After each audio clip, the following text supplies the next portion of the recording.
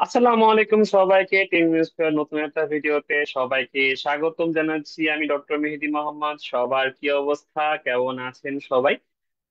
আমরা আজকে এই যে ক্লাসটা, যেটা ম্যারাথন ক্লাস, অ্যাকচুয়ালি আমাদের ম্যারাথন ক্লাসটা শুরু করছি। আমরা আবার সকালবেলা তোমরা ফিজিক্স এর ক্লাসটা দেখে আসছো, আমরা এখন শুরু করতেছি বায়োলজির ক্লাসটা। তো বায়োলজি ক্লাসে তোমার সাথে আছি আমি ডক্টর মেহেদী মোহাম্মদ। আমার হচ্ছে পরিচয়টা আগেই দিয়ে দিলাম। এন্ড একটু আমাকে জানাবা যে তোমরা সবকিছু ক্লিয়ারলি শুনতে পাচ্ছ কিনা, দেখতে পাচ্ছ কিনা। যদি সবকিছু দেখতে পাও, শুনতে পাও, তাহলে আমরা আজকের লাইভটা শুরু করতে পারি। আমরা একটু দেখি, আমি একটু চেক করি তোমাদের সবকিছু ঠিক আছে কিনা।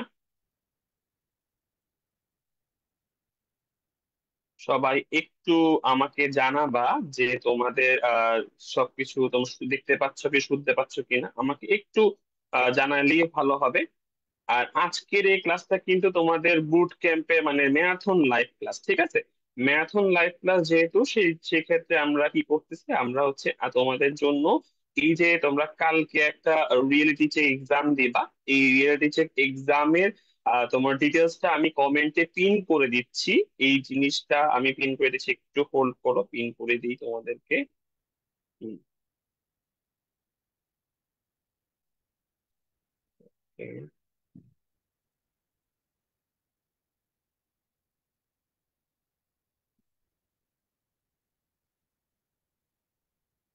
ওকে, তো পিন করে দিলাম তোমাদের এই ক্লাসটা। কামরুল ভাই সোহান ভাই, থ্যাংক ইউ। আচ্ছা, আমাদের আজকের একটু শুরুতে তোমাদেরকে বলি, যেহেতু আমরা এখন এইচএসসি টা পাশ করে চলে আসছি, মোটামুটি আমাদের এইচএসসি নিয়ে চিন্তা ভাবনা ডান। আমরা এখন শুরু করব অ্যাডমিশন টেস্টের পড়াশোনাটা, ঠিক আছে? এখন অ্যাডমিশন টেস্টের ক্ষেত্রে আমাদের একটু চিন্তা করতে হবে যে আসলে অ্যাডমিশন টেস্টটা আমরা কিভাবে অ্যাপ্রোচ করব।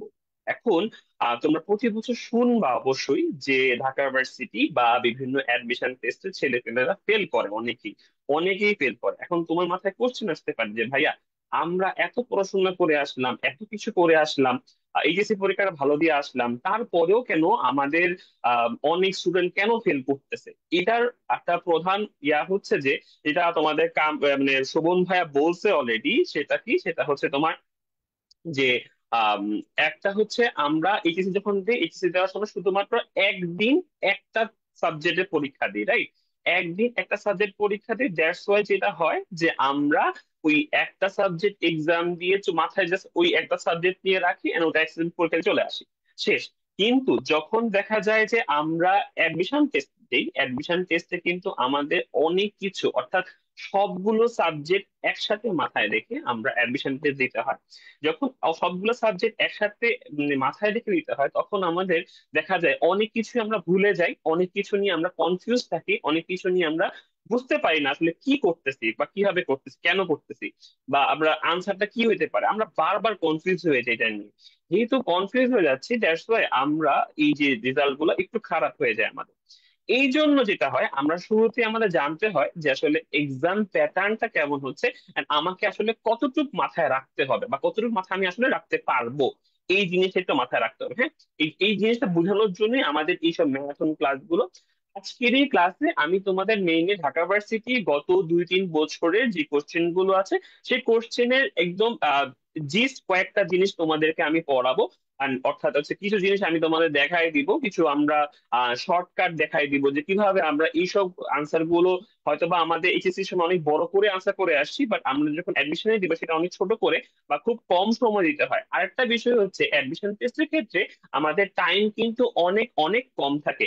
এই এত কম টাইমের মধ্যে আমরা যে এত কিছু মাথায় রাখতে হবে এবং অ্যান্সার দিতে হবে, এই জিনিসটা একটু আমাদের করতে হবে। আর যারা যারা জয়েন করতেছে, আমরা তোমাদের ফ্রেন্ডদেরকে একটু মেনশন দিয়ে দাও যেন সবাই জয়েন করে এই ক্লাসগুলো। এই ক্লাসগুলো তোমাদের জন্যই খুবই হেল্পফুল হবে, এই ক্লাসগুলো তোমাদের জন্যই অ্যাকচুয়ালি এটা ধরো এই যে বাসায় বসে আছে, বাসায় থেকে তোমাদের জন্য লাইভ নিচ্ছি, এটার রিজনটা হচ্ছে এরকম যে আমরা আসলে চাচ্ছি যে তোমরা রিয়েলিটি এক্সামটাও ভালো করে দাও, এন্ড এক্সাম থেকে তোমরা যেন একটা আইডিয়া পেয়ে যাও তোমাদের ঢাকা ভার্সিটি অ্যাডমিশন টেস্টটা কেমন হবে, এন্ড সেই অ্যাডমিশন টেস্টটা যেন তোমরা ভালো করতে পারো, এই যেই আমাদের মেইন লক্ষ্য। সো তোমরা সবাই তোমাদের ফ্রেন্ডদের একটু মেনশন দিয়ে, যারা যারা জয়েন করতেছেন তারা সবাই কিন্তু একটু মেনশন দিয়ে দাও, আমরা দিন আমাদের আজকে ক্লাসটা শুরু করতেছি, ঠিক আছে? আমি দেখতে পাচ্ছি অনেক কাছে জয়েন করা শুরু করছে। দেখতে পাচ্ছি আকিয়া আক্তারও জয়েন করছে, দেন হচ্ছে বাকি সবাই একটু তোমরা জয়েন করে ফেলো তাড়াতাড়ি করে, হ্যাঁ, জয়েন করে ফেলো, দেন আমরা শুরু করব আমাদের আজকের এই ক্লাস, হ্যাঁ। আর শুরুতেই বলে দিচ্ছি, আমাকে যারা মোটামুটি আমি চিন্তা করি আসলে 25 ব্যাচের সবাই আমাকে চিনেন। তারপরেও যদি আমাকে কেউ যদি না চিনে থাকেন, বা যারা আমাদের নতুন স্টুডেন্ট কিছু আছেন তারা হয়তো আমাকে নাও চিনতে পারেন, বা যারা কোনো জায়গা থেকে, তাদের জন্য আমি আমার পরিচয় দিয়ে দিই। আমার নাম হচ্ছে ডক্টর মেহেদী মোহাম্মদ। তেমনি স্কুলে আমি হচ্ছে biology instructor, senior biology instructor, এবং সাথে হচ্ছে আমি মেডিকেল অফিসার। আমি হচ্ছে HMO of Shaheed Suhrawardy medical college, হ্যাঁ, শহীদ সোহরাওয়ার্দী মেডিকেল কলেজ। আর এখানে তেমনি স্কুল আমি হচ্ছে বায়োলজি ইনস্ট্রাক্টর হিসেবে তোমাদের সাথে আছি। আচ্ছা, তো এই হচ্ছে আমার পরিচয়, সংক্ষিপ্ত পরিচয়। আর বাকি 25 স্টুডেন্ট সবাই তো আমাকে চিনেনি। তো সবাই একটু তোমাদের ফ্রেন্ডদেরকে মেনশন দিয়ে দাও, সবাই যেন চলে আসে, হ্যাঁ, সবাই যেন চলে আসে, সবাই একটু ফার্স্ট ফার্স্ট তোমাদের ফ্রেন্ডদেরকে মেনশন দিয়ে দাও। আমি একটু তোমাদের কমেন্টটা একটু দেখি কি অবস্থা কমেন্টে। সবাই একটু জয়েন করে ফেলো and তোমাদের ফ্রেন্ডদেরকে মেনশন দিয়ে দাও, এন্ড হচ্ছে যে তোমার আহ এভরি ওয়ান মেনশনটাও দিয়ে দাও চাইলে, ঠিক আছে?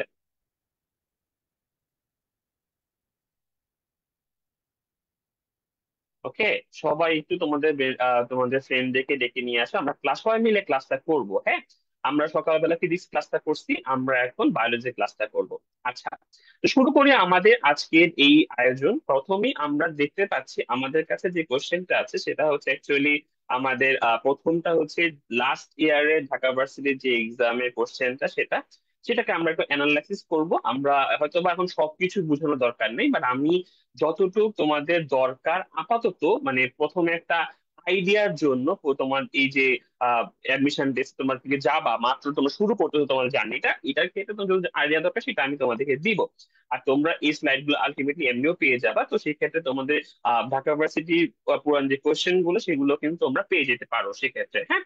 তো আজকে শুরু করতে শুরুতেই দেখো আমরা 24-25 সেশনে যে কোশ্চেনটা সেক্ষেত্রে দেখো আমাদের প্রথমেই হচ্ছে বলছে যে উইসাং নালি যেটা, সেটা মানবদেহে কোন অঙ্গে পাওয়া যায়। কোশ্চেনটা খুবই বেসিক লেভেলের কোশ্চেন, এখান থেকে আরো কঠিন কোশ্চেন করা সম্ভব হয়তো, কিন্তু ওরা একটা ছবি ইজি একটা কোশ্চেন দিছে যে উইসাং নালিটা কোথায়। এখন তুমি যদি চিন্তা করো উইসাং নালিটা কোন জায়গায় ছিল, তোমাকে আমি একটু যদি মনে করাই দিই, আমরা পরিপাক শোষণ চ্যাপ্টারটা পড়ছি, রাইট? পরিপাক শোষণ চ্যাপ্টারটার মধ্যে আমরা দেখছি যে আমাদের এরকম একটা পাকস্থলী ছিল, পাকস্থলী থেকে খাবারটা কোথায় গেছে, খাবারটা হচ্ছে ক্ষুদ্রান্তে চলে আসে, তাই না? ক্ষুদ্রান্তে আসে, এখানে ক্ষুদ্রান্তে প্রথম যে অংশটা সেটাকে আমরা কি বলি, ডিউডেনাম বলি, তাই না? আচ্ছা, ডিউডেনাম বলি, এই ডিউডেনাম এখান দিয়ে এমনি করে চলে গেছে, তাহলে ক্ষুদ্রান্ত শুরু হয়েছে এখান দিয়ে। এখন এই ক্ষুদ্রান্তে এই জায়গা দিয়ে একটা গাছের পাতার মতো একটা আমরা অংশ দেখি, এই গাছের পাতার মতো একটা অংশ এখানে এমনি করে দেখি, এই অংশটার নাম কি? আমরা সবাই কিন্তু জানি এই অংশটার নাম কি। এই অঙ্গটার নাম হচ্ছে আমাদের কি, এটা হচ্ছে অগ্নাশয়, রাইট? এই অগ্নাশয় যেটা আছে, এই অগ্নাশয়ের মধ্যে কি হয়, অগ্নাশয়ের মধ্যে আমাদের অনেকগুলো পিরামিড থাকে, ঠিক আছে? এগুলো নিয়ে আমরা মেইন যখন ক্লাস নিব, অ্যাডমিশনের ক্লাস নিব, তখন কিন্তু একটু ডিটেলস বলবো। এখন আপাতত তোমাদের বুঝার জন্য যতটুকু দরকার এই কোশ্চেন থেকে আনসার করার জন্য সেটা আমি বলে দিচ্ছি। দেখো, এই তোমার হচ্ছে এগুলো হচ্ছে তোমার আইল্যান্ড বলে, এগুলাকে কি বলে, আইল্যান্ড বলে, হ্যাঁ। এই যে অলরেডি সাদিয়া আঞ্জুম আনসার করে ফেলছে, এটা অন্যসরে সি। আচ্ছা, এই অগ্নাশয়টা এখানে আইল্যান্ড থাকে, আইল্যান্ড গুলো থেকে অনেকগুলো নালী বের হয়, এই নালী বের হয়, এই নালীগুলো বের হয়ে একটা কমন নালীতে, মানে একটা বড় রাস্তায় আছে, যেমন ধরো মনে করো যে একটা বড় রাস্তা, এই বড় রাস্তা থেকে অনেকগুলো শাখা প্রশাখা রাস্তা গেছে, হ্যাঁ, শাখা প্রশাখা রাস্তা। এই যে বড় রাস্তাটা আছে, এই বড় রাস্তাটা হচ্ছে আমাদের ওয়েসাং নালী। এই উইসাং নালি দিয়ে কি হয়, উইসাং নালি দিয়ে আলটিমেটলি সেটা তোমার অগ্ন্যাশয় থেকে বের হয়ে আসে, অগ্ন্যাশয় থেকে বের হয়ে আসে এই জায়গাটাতে কমন বাইল ডাক্টের সাথে মিলিত হয়। কমন বাইল ডাক্টটা কোত্থেকে আসে? আমরা জানি যে এখানে এদিকে আমাদের কি আছে, এদিকে আমাদের একটা লিভার আছে, রাইট? এইদিকে একটা লিভার আছে, এই লিভারের তোমার, সরি ছবিটা উল্টা পাল্টা হয়ে যাচ্ছে। আচ্ছা, এই লিভারের কি হয়, এই লিভার থেকে, লিভারটা একটু অড হয়েছে, যাই হোক, এই লিভার থেকে আমাদের কি আসে, বাইল ডাক্ট আসে। এই বাইল ডাক্ট দিয়ে কি হয়, কমন, এখানে অনেক কাহিনী আছে, left and right duct, hepatic duct আছে, হেপাটিক ডাক্ট থেকে কমন বাইল ডাক্ট হয়। তো যাই হোক, এই হেপাটিক ডাক্ট আছে, হেপাটিক ডাক্ট থেকে বাইলের সাথে মিলিত হয়, কমন বাইল ডাক্ট হয়। এই কমন বাইল ডাক্টটা এই জায়গায় এসে মিলিত হয় আমাদের উইসাং নালীর সাথে, হ্যাঁ, উইসাং নালীর সাথে মিলিত হয়। তারপর এই উইসাং নালীর যেখানে মিলিত হয় সেটাকে আমরা কি বলি, সেটাকে আমরা বলি হচ্ছে যে অ্যাম্পুল অফ ভ্যাটার বলি, তাই না? এটাকে বলি আমরা অ্যাম্পুল অফ ভ্যাটার। এই অ্যাম্পুল অফ ভ্যাটার দিয়ে আলটিমেটলি কি হয়, তোমার ডিউডেনামে উন্মুক্ত হয়, ডিউডেনামে উন্মুক্ত হয়, এই জায়গাটাকে আমরা বলি যে স্ফিংক্টার অফ অডি। তাহলে দেখো অনেক কিছু আমরা একসাথে বলে ফেলছি এখান থেকে। আমি তোমাকে বললাম কোশ্চেনটা কিন্তু খুবই ইজি কোশ্চেন ছিল, কিন্তু এই জায়গা থেকে কোশ্চেন করতে যদি আরেকটু কঠিন কোশ্চেন করতে চায়, বা এখান থেকে আরো অনেক কিছু যদি ঘুরে কোশ্চেন করতে হয়, সেক্ষেত্রে কিন্তু আমাদের অনেক কিছু জানতে হয়। এখানে অনেক কিছু নাম আছে, একটু থেকে সামনে আগাইলে কিন্তু নামটা চেঞ্জ হয়ে যায়, একটু থেকে সামনে আগালে নামটা চেঞ্জ হয়ে যায়। যেহেতু নাম চেঞ্জ হয়ে যাচ্ছে, অনেক কিছু হয়ে যাচ্ছে, সেক্ষেত্রে আমরা একটু জানতে হবে। একটু ক্লিয়ার কনসেপ্ট রাখলে ভালো। আমার লিভারের চেহারাটা ভালো হয়নি, তা এটা দিয়ে কিছু মনে করো না, হ্যাঁ। যাই হোক, ধরে না, ওটা লিভার, ঠিক আছে।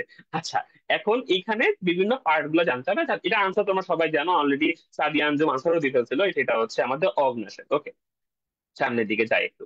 হ্যাঁ, এখন বলছে জিএমও ফসফরিক শর্ত অনুমোদন দিচ্ছে, এই জিনিসগুলো না আসলে আমাদের বোঝানো তেমন কিছু না। এগুলো হচ্ছে যে অ্যাডমিশন টেস্টে কিছু কিছু কোশ্চেন যেটা বইতে একদম দেওয়া আছে, তোমার ওই বইয়ের জিনিসটা ডিরেক্টলি মুখস্থ করে দিয়ে দিতে হয়।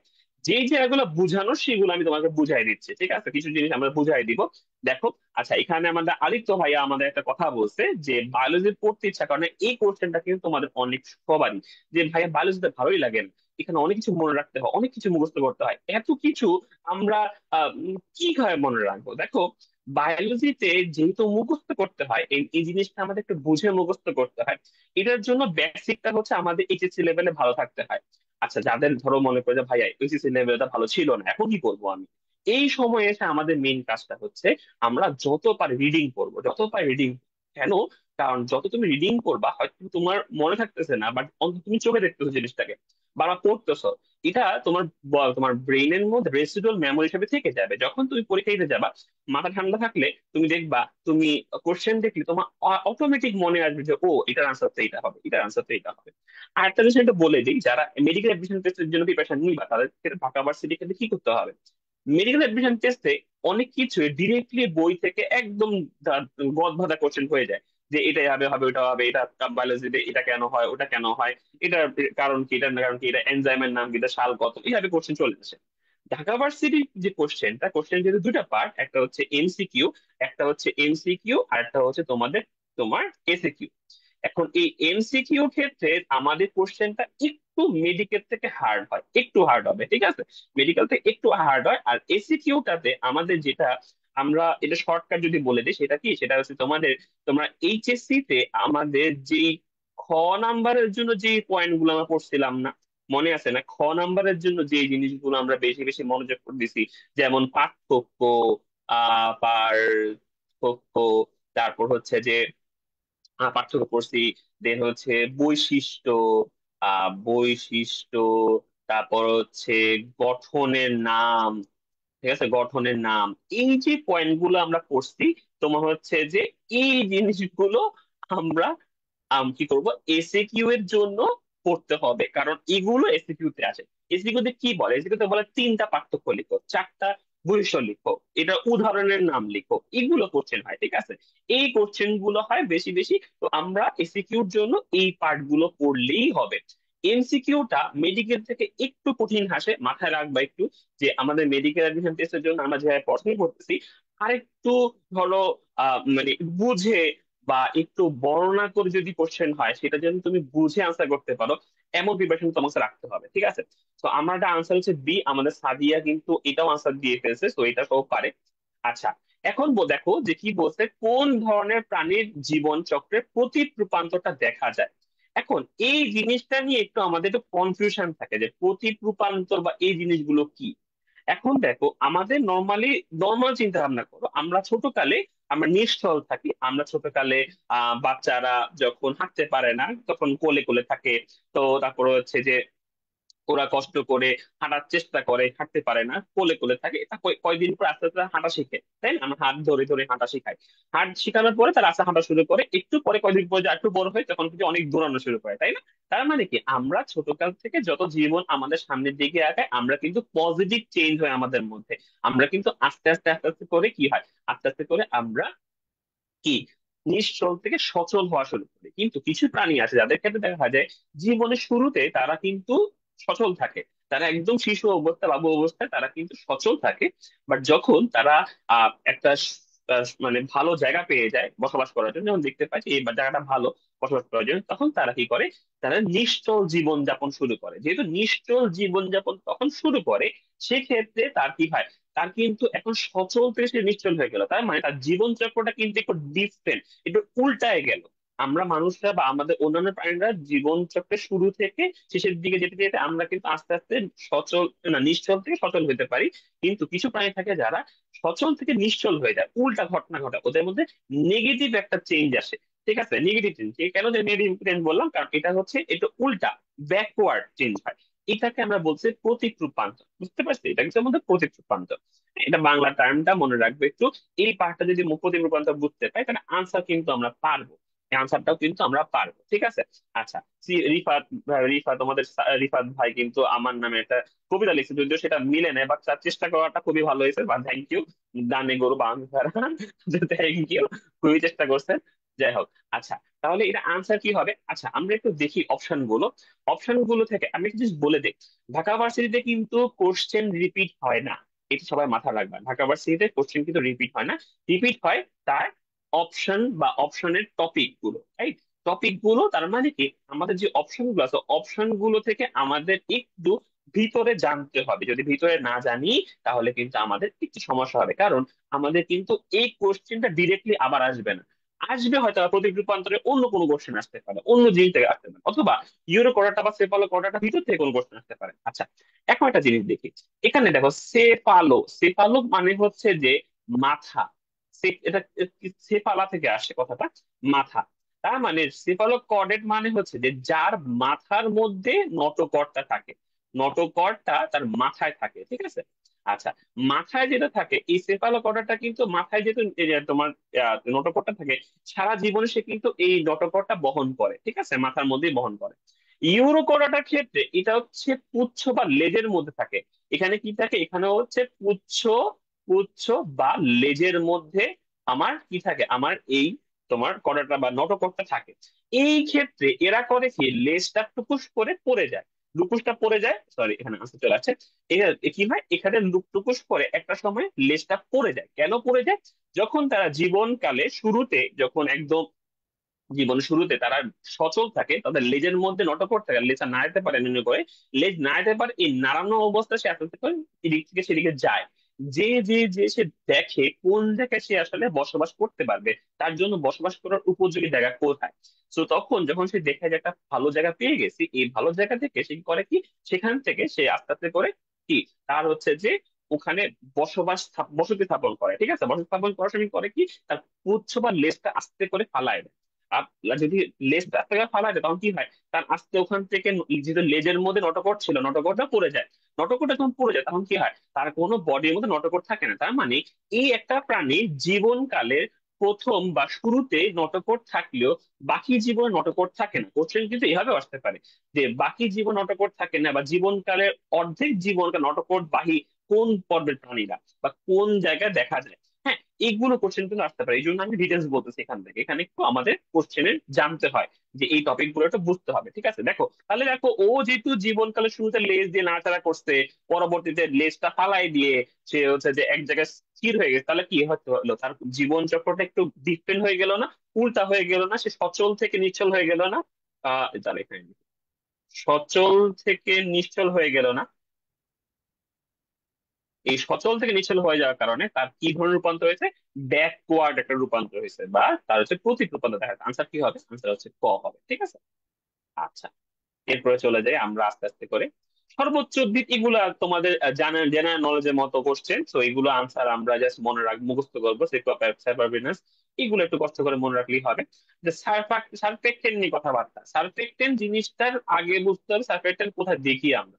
এটা আসলে দেখি হচ্ছে আমরা লাংস এর মধ্যে, হ্যাঁ, লাংস এর মধ্যে। এখন লাংস এ তো অনেক অংশ দেখতে পাচ্ছি, এখানে অ্যালভিওলাসও লাংস এর মধ্যে আছে, বঙ্কাসও লাংস এর মধ্যে, ট্রাকিয়াটা লাংস এর মধ্যে না, নাসারন্ধ্রটা লাংস এর মধ্যে পড়ে না। তাহলে এই দুইটা অপশন আগেই বাদ। ওকে, এখন সার্ফেক্টেন্ট তো লাংস এর মধ্যে আছে, লাংস এর মধ্যে ব্রঙ্কাসও আছে, অ্যালভিওলাস আছে।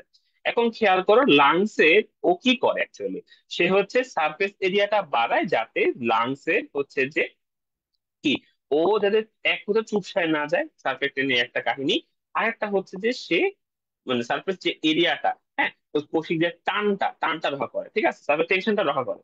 এই রক্ষা করার জন্য সেটা কই থাকবে, ব্রঙ্কাস আর অ্যালভিওলাসের মধ্যে। অ্যালভিওলাসটা কিন্তু একদম প্রান্তিক অংশ, লাংসের একদম প্রান্তিক অংশ, যেটা একদম এরকম গোলটু গোলটু করে কি থোকায় থোকায় থাকে, ঠিক আছে, এরকম গোলটু গোলটু করে থোকায় থাকা থাকে।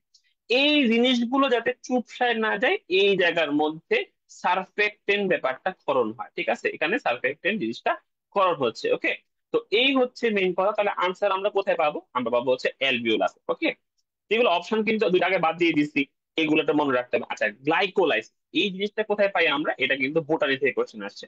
এখন তোমাদেরকে আমি আগেও বলছি অনেকবার যখন ক্লাসে পড়াইছিলাম, তারপরে এখানে আবার বলে দিই যে দেখো, গ্লাইকোলাইসিস যখন আমরা পড়বো এটা কিন্তু ওদের সাহিত্যতত্ত্ববিদ চ্যাপ্টার থেকে আসে। আর সাহিত্যতত্ত্ববিদ চ্যাপ্টার থেকে আমি তোমাদের বলছিলাম যে সবাত শ্বসন, সবাত শ্বসন এবং অবাত শ্বসনের মধ্যে, শ্বসনের মধ্যে এবং অবাত শ্বসন, শ্বসন, এই এই দুইটার মধ্যে অবাত শ্বসনটা আমাদের মেইনলি সিকিউ তে লাগে, সিকিউ তে লাগে, এবং এটা যেহেতু সিকিউ তে লাগে সেটা কিন্তু আমাদের জিইউ তে এসএ কিউ তেও লাগবে। তার মানে অবাত শোষণটা মেইনলি ইম্পর্টেন্ট আমাদের এসএ কিউর জন্য।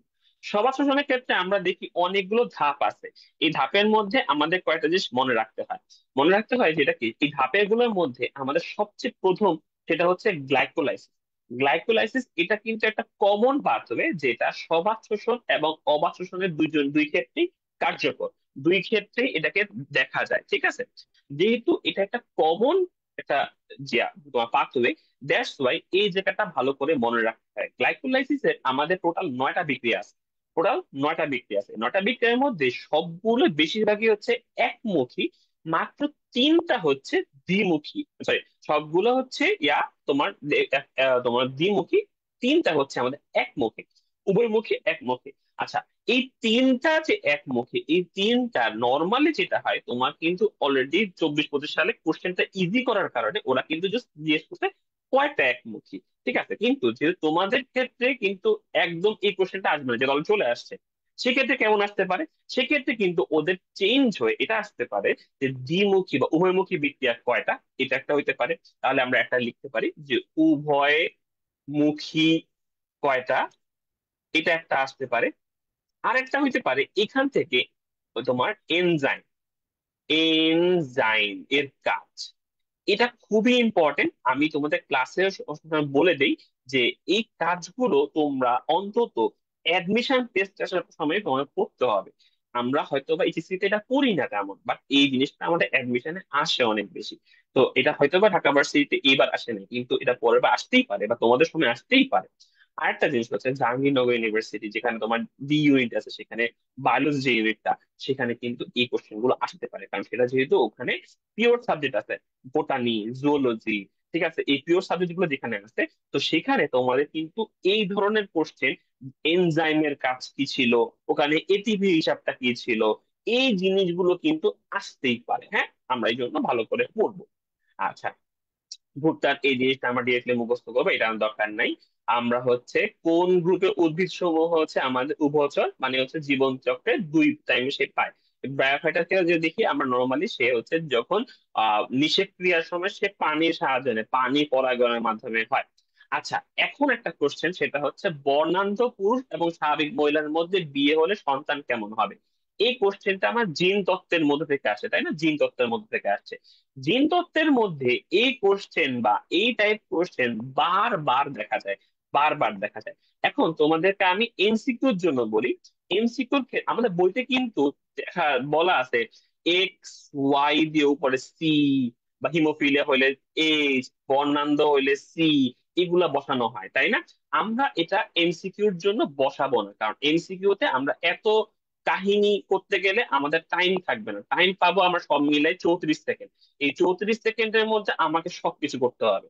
তাহলে আমরা করব কি, ধরে নিব, যদি আমাদের যদি বর্ণান্ধ পুরুষ হয় বা অসুস্থ, যদি আমি একটু বলি অসুস্থ, অসুস্থ যদি পুরুষ হয়, অসুস্থ ছেলে যদি হয়, সেক্ষেত্রে আমরা সেটাকে বলবো হচ্ছে এক্স বার ওয়াই। মানে বার যেখানে আছে সেটা ধরে নিব এই এক্সটা নষ্ট আসলে, ঠিক আছে? অসুস্থ মেয়ে যদি হয়, অসুস্থ, অসুস্থ অসুস্থ মেয়ে যদি হয়, সেক্ষেত্রে আমরা মনে রাখবো সেটা হচ্ছে এক্স ডাবল এক্স, না এই দুইটাই হচ্ছে নষ্ট এক্স। হ্যাঁ, মেয়েদের ক্ষেত্রে আরেকটা সুবিধা আছে, মেয়েরা কিন্তু বাহক হতে পারে। বাহক যদি হয়, বাহক যদি হয় তার মানে তার দুইটা এক্স এর মধ্যে একটা এক্স হচ্ছে নষ্ট আর একটা এক্স হচ্ছে ভালো। আমি তোমাদেরকে একটু বলে দিই, এই ক্ষেত্রে আমরা যখন কোশ্চেন গুলো হবে এদের মধ্যে বিয়ে হলে সন্তান কেমন হবে, সন্তানের উপায় কি হতে পারে, কি হতে পারে এখানে, এই জিনিসটা আমরা একটু আমরা চিন্তা করবো যে একটা আমরা হচ্ছে এটা ম্যাথমেটিক্যালটা করবো, ঠিক আছে? আচ্ছা, আমি তোমাদেরকে এই কোশ্চেনটা দেখাই দিচ্ছি, তারপরে আমরা আরো কয়েকটা দেখাই দিব ইজিলি। হ্যাঁ, এগুলো আমরা ক্লাসের মধ্যে তোমাদের আলটিমেটলি করাবো, তারপরে যেহেতু আজকে আসছি কথাবার্তা বলতে, তাই একটু আমি তোমাদেরকে আইডিয়া দিয়েই যাই। আচ্ছা, বর্ণান্ধ পুরুষ আমি কি বললাম, বর্ণান্ধ পুরুষকে আমরা ধরবো হচ্ছে এক্স বার ওয়াই, মানে একটা এক্স নষ্ট, একটা এক্স হচ্ছে ওটাই নষ্ট। স্বাভাবিক মহিলাকে আমরা ধরবো হচ্ছে এক্স এক্স। আচ্ছা, এদের মধ্যে কি করে বাচ্চা হবে, এখন খেয়াল করব, এটা দুই ভাবে করা যায়, একটা হচ্ছে চেকার বোর্ডের মাধ্যমে করা যায়, একটা ক্রস ক্রস দিয়ে করা যায়। আমরা চেকার বোর্ডের মাধ্যমে করবো, এটা অনেক ইজি, চেকার বোর্ডটা করা ইজি হয়। আচ্ছা, এই দেখো চেকার বোর্ড করে ফেললাম। এক্ষেত্রে এটা ছেলে, এটা হচ্ছে মেয়ে দিন। ছেলের ক্ষেত্রে কি, একটা এক্স নষ্ট, একটা ওয়াই আছে ভালো, আর এক্স ওয়াই দুইটাই আছে ভালো। তাহলে আমরা যদি চেকার বোর্ড করবো, তোমরা সবাই জানো চেকার বোর্ড কেমনে ম্যাথ করতে হয়, এগুলো তোমরা সবাই জানো। তো আমি জাস্ট দেখাই দিচ্ছি ঘটনাটা কি হচ্ছে। আচ্ছা, এখন দেখি আমরা কি অবস্থা আছে, এটা যে বাচ্চাগুলো, চারটা বাচ্চাদের সম্ভাবনা, সম্ভাবনার মধ্যে ছেলেগুলো হচ্ছে আমাদের সবাই সুস্থ ছেলে, সুস্থ ছেলে, যারা স্বাভাবিক দৃষ্টি সম্পন্ন পুরুষ। ওকে, আচ্ছা, এই যে মেয়েগুলো আছে, এই মেয়েগুলো কিন্তু আমাদের বাহক। দেখো, একটা এক্স আছে, বার আছে, অন্যটা এক্স ভালো আছে, তাহলে এরা বাহক মেয়ে। একটা জিনিস খেয়াল রাখো, মেয়েগুলো বাহক হইলেও বাহকদেরকে দেখলে বোঝা যায় না কেন, বাহকরা আসলে স্বাভাবিক দৃষ্টি সম্পন্ন মেয়ে হয়। বাহকরা নর্মালি স্বাভাবিক দৃষ্টি সম্পন্নই হয়, যে তার জিনের মধ্যে একটা এক্স জিন নষ্ট থাকে, যেটা পরবর্তীতে বংশ পরম্পরা সামনের দিকে আগায়। বুঝতে পারছি? তো তার মানে বাহক মেয়েরা অ্যাকচুয়ালি যদি হয়, অ্যাকচুয়ালি তারা বাহক হইলেও তারা কিন্তু স্বাভাবিক দৃষ্টি সম্পন্নই, স্বাভাবিক দৃষ্টি সম্পন্ন, ঠিক আছে? এটা একটু খেয়াল রাখো, এটা কিন্তু অনেকে কনফিউশন লাগে যে আসলে স্বাভাবিক আমাদের বাহক মেয়েরাকে স্বাভাবিক দৃষ্টি সম্পন্ন হবে কি হবে না। খেয়াল রাখো যে বাহক মেয়েরা কিন্তু নিজেরা স্বাভাবিক দৃষ্টি সম্পন্ন, তারা কিন্তু দেখতে পায় বিন্দাস, তাদের কোনো প্রবলেম নেই, তাদের চোখে কোনো সমস্যাই নেই, তারা ভালো আছে। কিন্তু সমস্যা কাদের, যারা বর্ণান্ধ মেয়ে। হ্যাঁ, তাহলে এখন আমাদের অ্যান্সারের ক্ষেত্রে কি হবে, দেখো অপশন ডি তে, অবশ্য অপশন এ দেখি, অপশন এ বলছে পুত্ররা বর্ণান্ধ, এটা হওয়ার কোনো ওয়ে নাই। হ্যাঁ, তারপর অপশন বি হচ্ছে পুত্ররা 50% বর্ণাঢ্য, তাও ওয়ে নেই, কারণ আমরা দেখতে পাচ্ছি ছেলে সবাই সুস্থ হয়েছে। আচ্ছা, এবার সি আর ডি নিয়ে কনফিউশন। আমাদের দেখছি এই মানে তোমার গত বছরের পরীক্ষাতে দুইটা অপশনই মোটামুটি রাইট দিয়ে দিছিল ওরা। কোনো কারণে রাইট দিছে আমি জানি না কেন রাইট দিছে, বাট এটা আমি দেখো এটাও কিন্তু আনসার আছে। পুত্র তো স্বাভাবিক দৃশ্য মানে ঠিক আছে, কন্যাও কিন্তু আসলে স্বাভাবিক দৃশ্য সম্পন্নই। কন্যারা কিন্তু স্বাভাবিক দৃষ্টি সম্পন্ন, তারা কিন্তু বাহক, রাইট? শুধুমাত্র বাহক হওয়ার কারণে তাদের কিন্তু কোনো প্রবলেম নাই।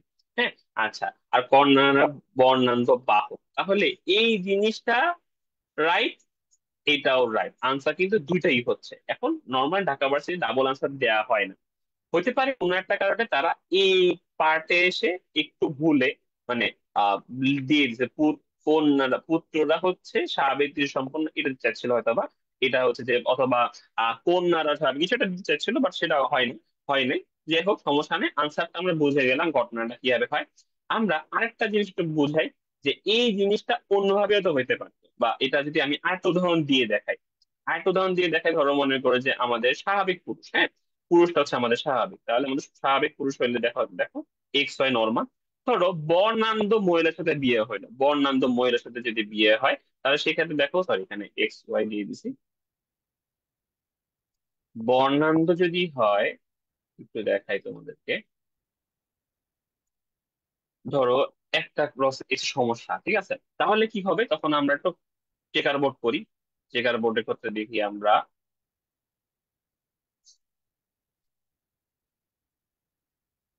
চেকার বোর্ডের ক্ষেত্রে ছেলে তো ভালো, কোনো সমস্যা নেই। মেয়ের হচ্ছে একটা জিনে ঝামেলা আছে। তাহলে আমরা যখন ক্রস করব, ক্রস করার পরে এভাবে দেখি যে একটা বাহক পাচ্ছি, একটা হচ্ছে যে, দেখো এখন এই ক্ষেত্রে দেখতে পাচ্ছি যে ছেলেদের মধ্যে এখানে আমাদের পার্সেন্টেজ নিয়ে একটু কনফিউশন লাগে, এই জিনিসটা তোমাকে বুঝাই দিই। হ্যাঁ, পার্সেন্টেজ নিয়ে যদি আসে, দেখো ছেলেদের মধ্যে একটা ছেলে হচ্ছে সুস্থ, সুস্থ একটা হচ্ছে অসুস্থ।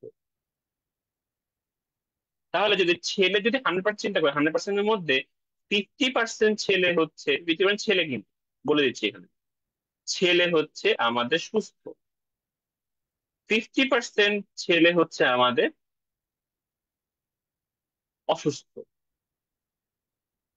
মেয়ের ক্ষেত্রে কি হচ্ছে, মেয়ের ক্ষেত্রে হচ্ছে 50% মেয়ে সুস্থ, 50% মেয়ে বাহক। তাহলে এখন আরেকটা কাহিনী আছে, এখান থেকে আরেকটা কোশ্চেন আসতে পারে, সন্তানদের কত পার্সেন্ট, কত কোশ্চেন আসতে পারে সন্তানদের কোশ্চেন। এটা একটু আমরা খেয়াল করি, সন্তানদের যদি হয়, সন্তান মানে কি ছেলে এবং মেয়ে দুইটাই, এটা একটু খেয়াল রাখো, সন্তান মানে কিন্তু ছেলে এবং মেয়ে দুইটাই হয়। যদি ছেলে এবং মেয়ে দুইটাই হয়, সেক্ষেত্রে আমাদের মনে রাখতে হবে, যদি বলে সন্তানদের মধ্যে কত পার্সেন্ট সুস্থ, এখন চারটা ছেলে মেয়ের মধ্যে কত পার্সেন্ট সুস্থ হিসাব করি আমরা।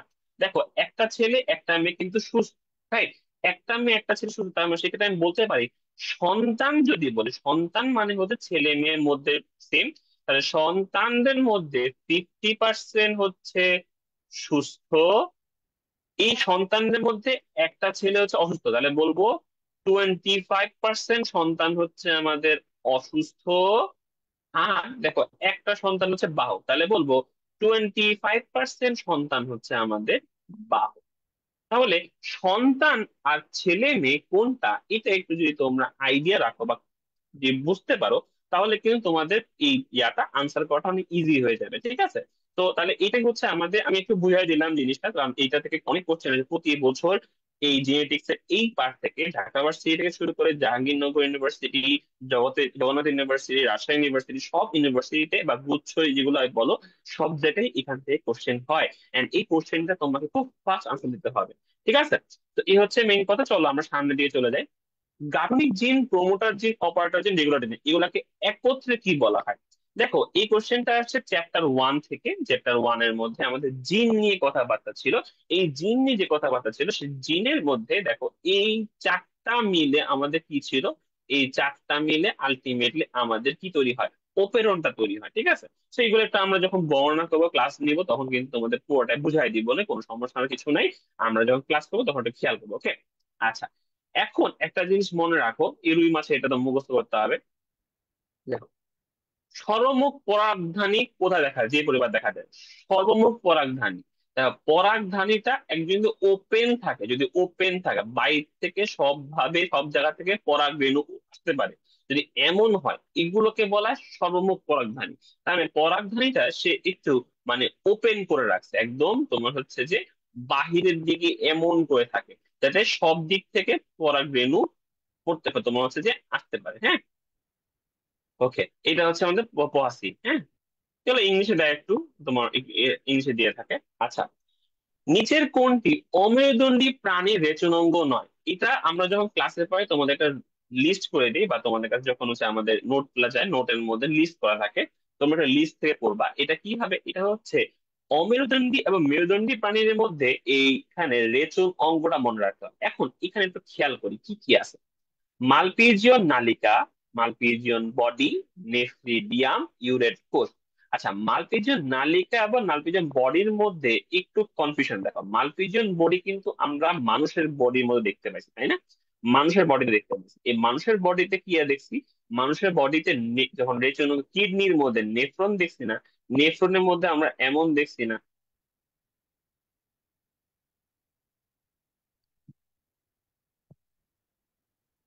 গ্লোমেরুলাস, তাই না? বোম্যান্স ক্যাপসুল, এই পার্টটা কি বলে আমরা মাল্টিজেন বডি বলি না? এই জিনিসটা কিন্তু আমরা মনে রাখতে হবে, এই যে একটু খেয়াল রাখতে হবে, ঠিক আছে? তো আমাদের অ্যান্সার হচ্ছে মাল্টিজেন বডি, যেটা আমরা আসলে মানুষের মধ্যে দেখি, তাই না? মাল্টিজেন বডিটা মানুষের নেফ্রনে থাকে, নেফ্রনে থাকে, ওকে? যেহেতু মানুষের নেফ্রনে থাকে, এই জিনিসটা মানুষ কি, মানুষ হচ্ছে তোমাদের মেরুদণ্ডী, কিন্তু মেরুদণ্ডী, দ্যাটস ওয়াই কি হচ্ছে, দ্যাটস ওয়াই এটাকে আমরা বলতেছি এটা মেরুদণ্ডী রেচন অঙ্গের মধ্যে যাবে, অমেরুদণ্ডীর মধ্যে না। তার মানে আমরা কিন্তু কষ্ট করে সব মুখস্থ না দেখেও এখান থেকে বেসিক পাথরটা বুঝে কিন্তু আনসার করে ফেলতে পারি। জাকি, থ্যাংক ইউ ছোট ভাই, তুমি চলে আসছো। আমাদের আইসিটির ভাই বাদারও চলে আসছে, অলরেডি সবাই মোটামুটি চলে আসছে। আচ্ছা, আমরা কিন্তু আমাদের স্টুডেন্টরাই আসতেছে না, স্টুডেন্টরা হচ্ছে তাদের নিয়ে ডিউ এক্সাম নিয়ে খুবই সিরিয়াস, তারা নিজেরই প্রশ্ন করছে তারা। কিন্তু তোমাদের এই ম্যারাথন ক্লাসটাতে একটু আসলে তোমাদের যেটা সুবিধা হতো, যে তোমরা একটু বুঝতে পারতে যে কোশ্চেন প্যাটার্ন গুলো কেমন হচ্ছে পরীক্ষার জন্য, হ্যাঁ? আচ্ছা দেখো, হেপাটাইটিস তোমার নির্ণয় নিচে কোনটি করে করা হয়? হেপাটাইটিস এর ক্ষেত্রে আমরা দেখি একটু, হেপাটাইটিস যেটা একটা ভাইরাল রোগ, এটা ভাইরালটা আমাদের বুঝতে হয় যে আমরা যখন প্রাণীর ক্ষেত্রে অনাক্রম্যতা, যে অ্যান্টিবডি যে পড়াটা পড়ছিলাম আমরা, আমাদের প্রতিরক্ষা ব্যবস্থা পড়ছিলাম, প্রতিরক্ষা ব্যবস্থার মধ্যে আমাদের দেখছিলাম সেখানে অ্যান্টিজেন থাকে, অ্যান্টিবডি থাকে। এখন এই হেপাটাইটিস জিনিসটা যেটা হয়, হেপাটাইটিসটা যখন হচ্ছে মানবের শরীরকে আক্রমণ করে, তারা করে কি, তারা হচ্ছে যে সারফেস অ্যান্টিজেন, মানে তাদের বাহিরের দিকে একটা অ্যান্টিজেন আটকায়, তারা হচ্ছে যে নিজেদেরকে নিজেদের উপস্থিতিটা প্রকাশ করে। তো আমরা যখন হেপাটাইটিস পরীক্ষা করি, এটা ক্ষেত্রে আমরা প্লাটিলেট দেখলে কোনো লাভ নেই, কারণ প্লাটিলেটটা আমরা নর্মালি কোথায় দেখি, ডেঙ্গু রোগীতে দেখি, ডেঙ্গু, ডেঙ্গুতে আমরা প্লাটিলেট দেখি। অ্যান্টিবডি আমরা যে কোনো রোগ বা যেগুলো হচ্ছে তোমার আম, কোনো রোগের ক্ষেত্রে সেই ইনফেকশন আছে কি নাই, এটা দেখার জন্য আমরা অ্যান্টিবডি গুলা দেখি। আর সারফেস অ্যান্টিজেনটা হচ্ছে এইচবি, সারফেস অ্যান্টিজেনটা হচ্ছে যে এইচবি দিয়ে, এখানে আসলে কোশ্চেনটা এত ইজি করে ফেলছে, এইচবি দিয়ে বুঝে যাচ্ছে এটা হেপাটাইটিস এর কথা বলছে। এই এইচবি, এটা তো হিমোগ্লোবিন কথা বলছি, তোমার হচ্ছে যে এইচবিভি দেয় আর কি, ধর এটা হচ্ছে এইচসিভি দেয় বা এইচ বি দেয়, এভাবে হেপাটাইটিস ভাইরাস, হ্যাঁ? এইটা দিয়ে বোঝাচ্ছে তোমার হচ্ছে সারফেস অ্যান্টিজেন। এটা তো ইজি একদম, প্রথম অপশন, এখানে আসলে কোনো পার্থক্য নাই তেমন কিছু, তোমার টেনশন করার কিছু নেই। আচ্ছা, মানব দেহের রবিন হুড, এগুলো আসলে একদম মুখস্থ বিদ্যা কোশ্চেন টাই, ঠিক আছে? এগুলো আমরা জাস্ট ডিরেক্টলি আনসার মুখস্থ করবো। রবিন হুড কে জিনিস, সেটা হিমোগ্লোবিন, হ্যাঁ। আর হিমোগ্লোবিনের ক্ষেত্রে আমাদের কয়েকটা জিনিস জানতে হয়। হিমোগ্লোবিনের ক্ষেত্রে যেহেতু এখানে অপশনে হিমোগ্লোবিন চলেই আসছে, আমরা একটু বুঝি হিমোগ্লোবিনটা কই থাকে। হিমোগ্লোবিন থাকে হচ্ছে আমাদের আরবিসির মধ্যে, এই আরবিসির মধ্যে হিমোগ্লোবিনটা থাকে। এই হিমোগ্লোবিন যেহেতু আরবিসির মধ্যে থাকে, এই হিমোগ্লোবিনের মধ্যে কি আছে, হিম আর হচ্ছে গ্লোবিন আছে, হ্যাঁ, গ্লোবিন আছে। হিম আর গ্লোবিনের মধ্যে গ্লোবিনটা হচ্ছে আমাদের প্রোটিন, ঠিক আছে, এটা হচ্ছে আমাদের প্রোটিন। আর হিমটা হচ্ছে আয়রন, লোহা, ঠিক আছে, আয়রন, লোহা। এই আর লৌহ ঘটিত যে পার্টটা থাকে, এটার কারণে কি হয় আমাদের এখানে, আয়রনটা থাকার কারণে এখানে হচ্ছে আমাদের রিফ্লেক্ট করে, তোমার আলো রিফ্লেক্ট করে। আলো রিফ্লেক্ট করার কারণে যেটা হয় যে এটা আলটিমেটলি রেড কালার দেখায়। তো এই হিমোগ্লোবিন উপস্থিতির জন্য কিন্তু আমাদের রক্তের কালার কিন্তু লাল কালারের হয়, লাল কালারের হয়, বুঝতে পারছো? লাল কালারের হয়। এখন হিমোগ্লোবিনের কিছু কাজ, যেমন আরবিসির মেইন কাজটা আসলে হিমোগ্লোবিন করে। আরবিসির মেইন কাজটা আসলে হিমোগ্লোবিন করে, কি করে? সে হচ্ছে তোমার, হিমোগ্লোবিনটা আসলে করে হচ্ছে তোমার আহ অক্সিজেনটাকে নিয়ে যাওয়ার কাজ করে, আবার কার্বন ডাই অক্সাইডকে নিয়ে আসার কাজ করে। অক্সিজেনটা নেওয়ার ক্ষেত্রে সে অক্সি হিমোগ্লোবিন হিসেবে কাজ করে, হ্যাঁ, HbO4, হ্যাঁ। চারটা, একটা হিমোগ্লোবিন চারটা অক্সিজেনকে সে ধরতে পারে, একটা হিমোগ্লোবিন এভাবে চারটা অক্সিজেনকে সে ধরে ধরে ধরে ধরে নিয়ে চলে যায়, হ্যাঁ, নিয়ে চলে যায়। এই দেখো, এড়িয়ে যাচ্ছে এই অক্সিজেন, সে করে কি একদম হচ্ছে যে এটা অনেক দুর্বল ধরনের একটা বন্ড হয়, এই দুর্বল বন্ডটা নিয়ে সে যখন পেরিফেরিতে যায়, বডির একদম লাস্ট মাথায় গুলো যায়, সেক্ষেত্রে সেখানে যেটা হয় তারা হচ্ছে সেখানে ভেঙে যায়, এই বন্ডটা ভেঙে সেখানে অক্সিজেন সাপ্লাই করে। And এরপরে সে এখান থেকে কি করে, অক্সিজেন থেকে সাপ্লাই থেকে ওখান থেকে আবার কার্বন ডাই অক্সাইড নিয়ে আসে, এবং তোমার হচ্ছে হিমোগ্লোবিন হচ্ছে সোডিয়াম বা পটাশিয়াম দিয়ে যে কার্বমিন যৌগ যেটা আছে সেই মাধ্যমে সে হয়তো বা তোমার কার্বন ডাই অক্সাইড গুলো গ্রহণ করে নিয়ে আসে। এছাড়া তোমার যে ইলেকট্রোলাইট গুলো আছে সেগুলোর যে তোমার ট্রান্সপোর্টের কাজের ক্ষেত্রে হিমোগ্লোবিনটা আমাদের দরকার হয়। এছাড়া অন্য অপশন গুলো একটু দেখি আমরা, অন্য অপশনের মধ্যে গ্লুকাগন আছে, গ্লুকাগন আছে, একটা ইনসুলিন আছে। গ্লুকাগন আর ইনসুলিন একে অপরের মানে উল্টা আর কি। মেইনলি ইনসুলিন কি করে, আমাদের সুগারটা কমায় দেয়, সুগারটা আমাদের কমায় দেয়। আর হচ্ছে গ্লুকাগন হচ্ছে আমাদের সুগারটা ইনক্রিজ করে, ঠিক আছে। তোমার ইনসুলিন হচ্ছে সুগারটা আমাদের লেভেলটা কমায় বডির মধ্যে, গ্লুকাগনটা সুগার লেভেলটা ইনক্রিজ হয়। সিক্রেটিন হচ্ছে যে আমাদের সিক্রেটিনের আলাদা কাজ আছে, সিক্রেটিনটা আমাদের গ্যাস্ট্রিক যে ইয়া আছে, আমাদের পৌষ্টিক যে নালী আছে সেখানে সিক্রেটিনটা আমাদের অনেক কাজ করে। ওকে, এই হচ্ছে মেইন কথা। আমাদের মোটামুটি ঢাকা ভার্সিটি গত বছরের যে কোশ্চেন গুলো সেগুলো আমাদের মোটামুটি শেষ। আমরা আরেকটা কোশ্চেনটা দেখবো, আরেকটা কোশ্চেন দেখি, তারপর আমরা তোমাদের ছেড়ে দিবো। এখন দেখো, টোবাকো মোজাইক ভাইরাস যে প্রোটিন আবরণকে কি বলা হয়। এখানে টোবাকো মোজাইক ভাইরাসের ক্ষেত্রে আমরা এটা অণুজীব চ্যাপ্টার থেকে আসছে, তাই না? অণুজীব থেকে আসছে। অণুজীব চ্যাপ্টার থেকে যখন আসছে, অণুজীব চ্যাপ্টারের মধ্যে আমাদের টোবাকো মোজাইক ভাইরাস টিএমভি যেটা, তারপর হচ্ছে টি টু ভাইরাস, টি টু ফাস ভাইরাস, এই বাস ভাইরাস, এগুলো সবগুলোর যে গঠনটা তোমরা কিন্তু পড়ে ফেলবা। এই গঠন থেকে কিন্তু প্রচুর কোশ্চেন হয়। এখানে গঠনের অনুপাত, গঠন একক, এই কোশ্চেন গুলো কিন্তু হয়ে যায়। আচ্ছা, এখন বলতে প্রোটিন আবরণটা, প্রোটিন আবরণের মধ্যে এখানে আমরা দেখি একটা আছে তোমার ক্যাপসিড আছে, ক্যাপসোমিয়ার আছে, বেভিয়ার আছে, গ্লাইকোপ্রোটিন আছে। ক্যাপসিড হচ্ছে মেইন আবরণ, আর ক্যাপসিডের যে ক্ষুদ্র ক্ষুদ্র ক্ষুদ্র ক্ষুদ্র অংশগুলো আছে এগুলোকে আমরা বলি ক্যাপসোমিয়ার। আচ্ছা, পরিণীতে এখানে আমাদের হচ্ছে রেনিন এনজাইম, এগুলো আর তেমন কষ্ট করে মুখস্থ করা দরকার নেই। আচ্ছা, হেটোসিলেটে হচ্ছে কার্বন ডাই অক্সাইড গ্রহীতা কারা। হেটোসিলেটটা হচ্ছে আমাদের C4 উদ্ভিদ, C4 যে চক্রটা ওটা C4। C4 চক্রের ক্ষেত্রে আমরা কোন ইয়া পাচ্ছি, এখানে হচ্ছে আমাদের 4 কার্বন বিশিষ্ট একটা ইয়া পাচ্ছি, মানে প্রথম কার্বন ডাই অক্সাইডের যেটার জন্য সেটা পাচ্ছি। সেক্ষেত্রে আনসারটা আমাদের ফসফোরিক পাইরুভিক অ্যাসিড হবে। So আমরা এটা মুখস্থ করবো, হ্যাঁ। আচ্ছা, এখন এখানে বলছে কোন কোষটা নিউক্লিয়াস বিহীন। এটা মেইনলি হচ্ছে পরিবহন করা থেকে আসে, পরিবহন। এখান থেকে তেমন বোঝানোর কিছু নাই, তো এই জন্য আমি এগুলা তারপর তোমার হচ্ছে যে আহ বলি বহন, যেখানে তেমন কিছু নেই এই জন্য আমি জাস্ট টেনে যাচ্ছি, এগুলো যেখানে বোঝানোর কিছু সেগুলো আমি বলে দিচ্ছি, একটু যে যদি সুযোগ হয় আমি বলে দিচ্ছি।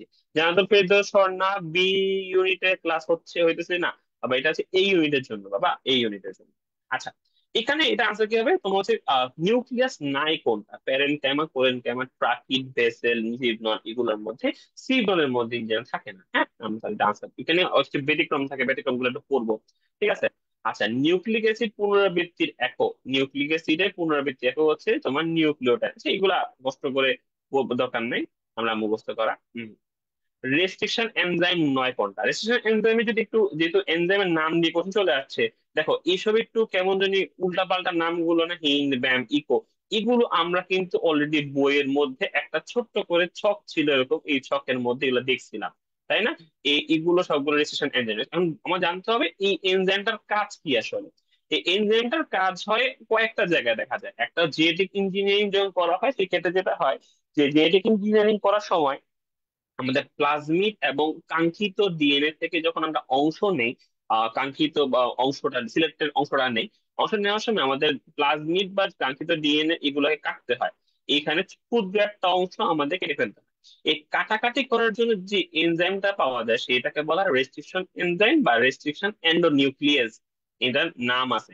রেস্ট্রিকশন এনজাইম বা রেস্ট্রিকশন এন্ডোনিউক্লিয়েজ। এখন কোন অনুপাতে তুমি কাটবা, কিভাবে তুমি কাটবা, কোন লেভেলে তুমি কাটবা, এই কাটার এগুলোর উপরে আমাদের নামগুলো চেঞ্জ হয়, ঠিক আছে। হিন, ব্যাম, ইকো, এগুলো।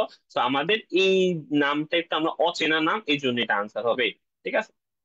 আচ্ছা, ওকে। এখন হচ্ছে যে আমাদের পুষ্প উদ্ভিদের মূলে কোন ধরনের ভাস্কুলার বান্ডল পাওয়া যায়। ভাস্কুলার বান্ডল বলতে আমরা বুঝি, ভাস্কুলার বান্ডলের মধ্যে কি থাকে, আমাদের জাইলেম থাকে, আর থাকে ফ্লোয়েম থাকে। এখন তোমাদেরকে বারবার আমি যখন পড়াচ্ছি তখন আমি বলে দিছিলাম, জাইলেম এবং ফ্লোয়েম এই দুইটার আমাদের হচ্ছে ওরিয়েন্টেশন বা তোমার ক্লাসিফিকেশনটা আমাদের পরীক্ষাতে প্রচুর আসে। সেটা এইচএসসি বলো বা সেটা তুমি ইয়া বলো, যেই পরীক্ষায় বলো মোটামুটি এটা ঘুরায় ফিরে তোমাকে আসবে, কারণ এখানে কিছু ব্যতিক্রম আছে, কিছু ইয়া আছে। এদের ওরিয়েন্টেশন গুলো ডিফারেন্ট ডিফারেন্ট হয়। সংযুক্ত আছে, সমপার্শ্বীয় আছে, অরিয় আছে, হ্যাঁ, অনেক ধরনের আছে। এখন আমরা এখানে দেখতে পাই যে আমরা কখনো দেখি যে তোমার এই যে জাইলেম ফ্লোয়েম গুলো একই ব্যাসার্ধের মধ্যে আছে।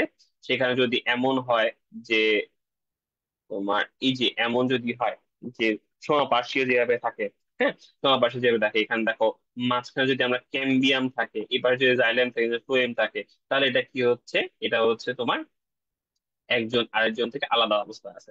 আবার এমনও আছে যেখানে কোনো মাঝখানে কোনো ক্যাম্বিয়াম নাই, তাহলে সে যুক্ত থাকে, হ্যাঁ, মুক্ত থাকে না, সে যুক্ত থাকে। একটা এটা হচ্ছে তোমার মুক্ত, এটা যুক্ত, যেখানে ক্যাম্বিয়াম থাকে না, শুধুমাত্র জাইলেম আর ফ্লোয়েম থাকে। ঠিক আছে, এখানে তিনটা থাকে, দুটো থাকে।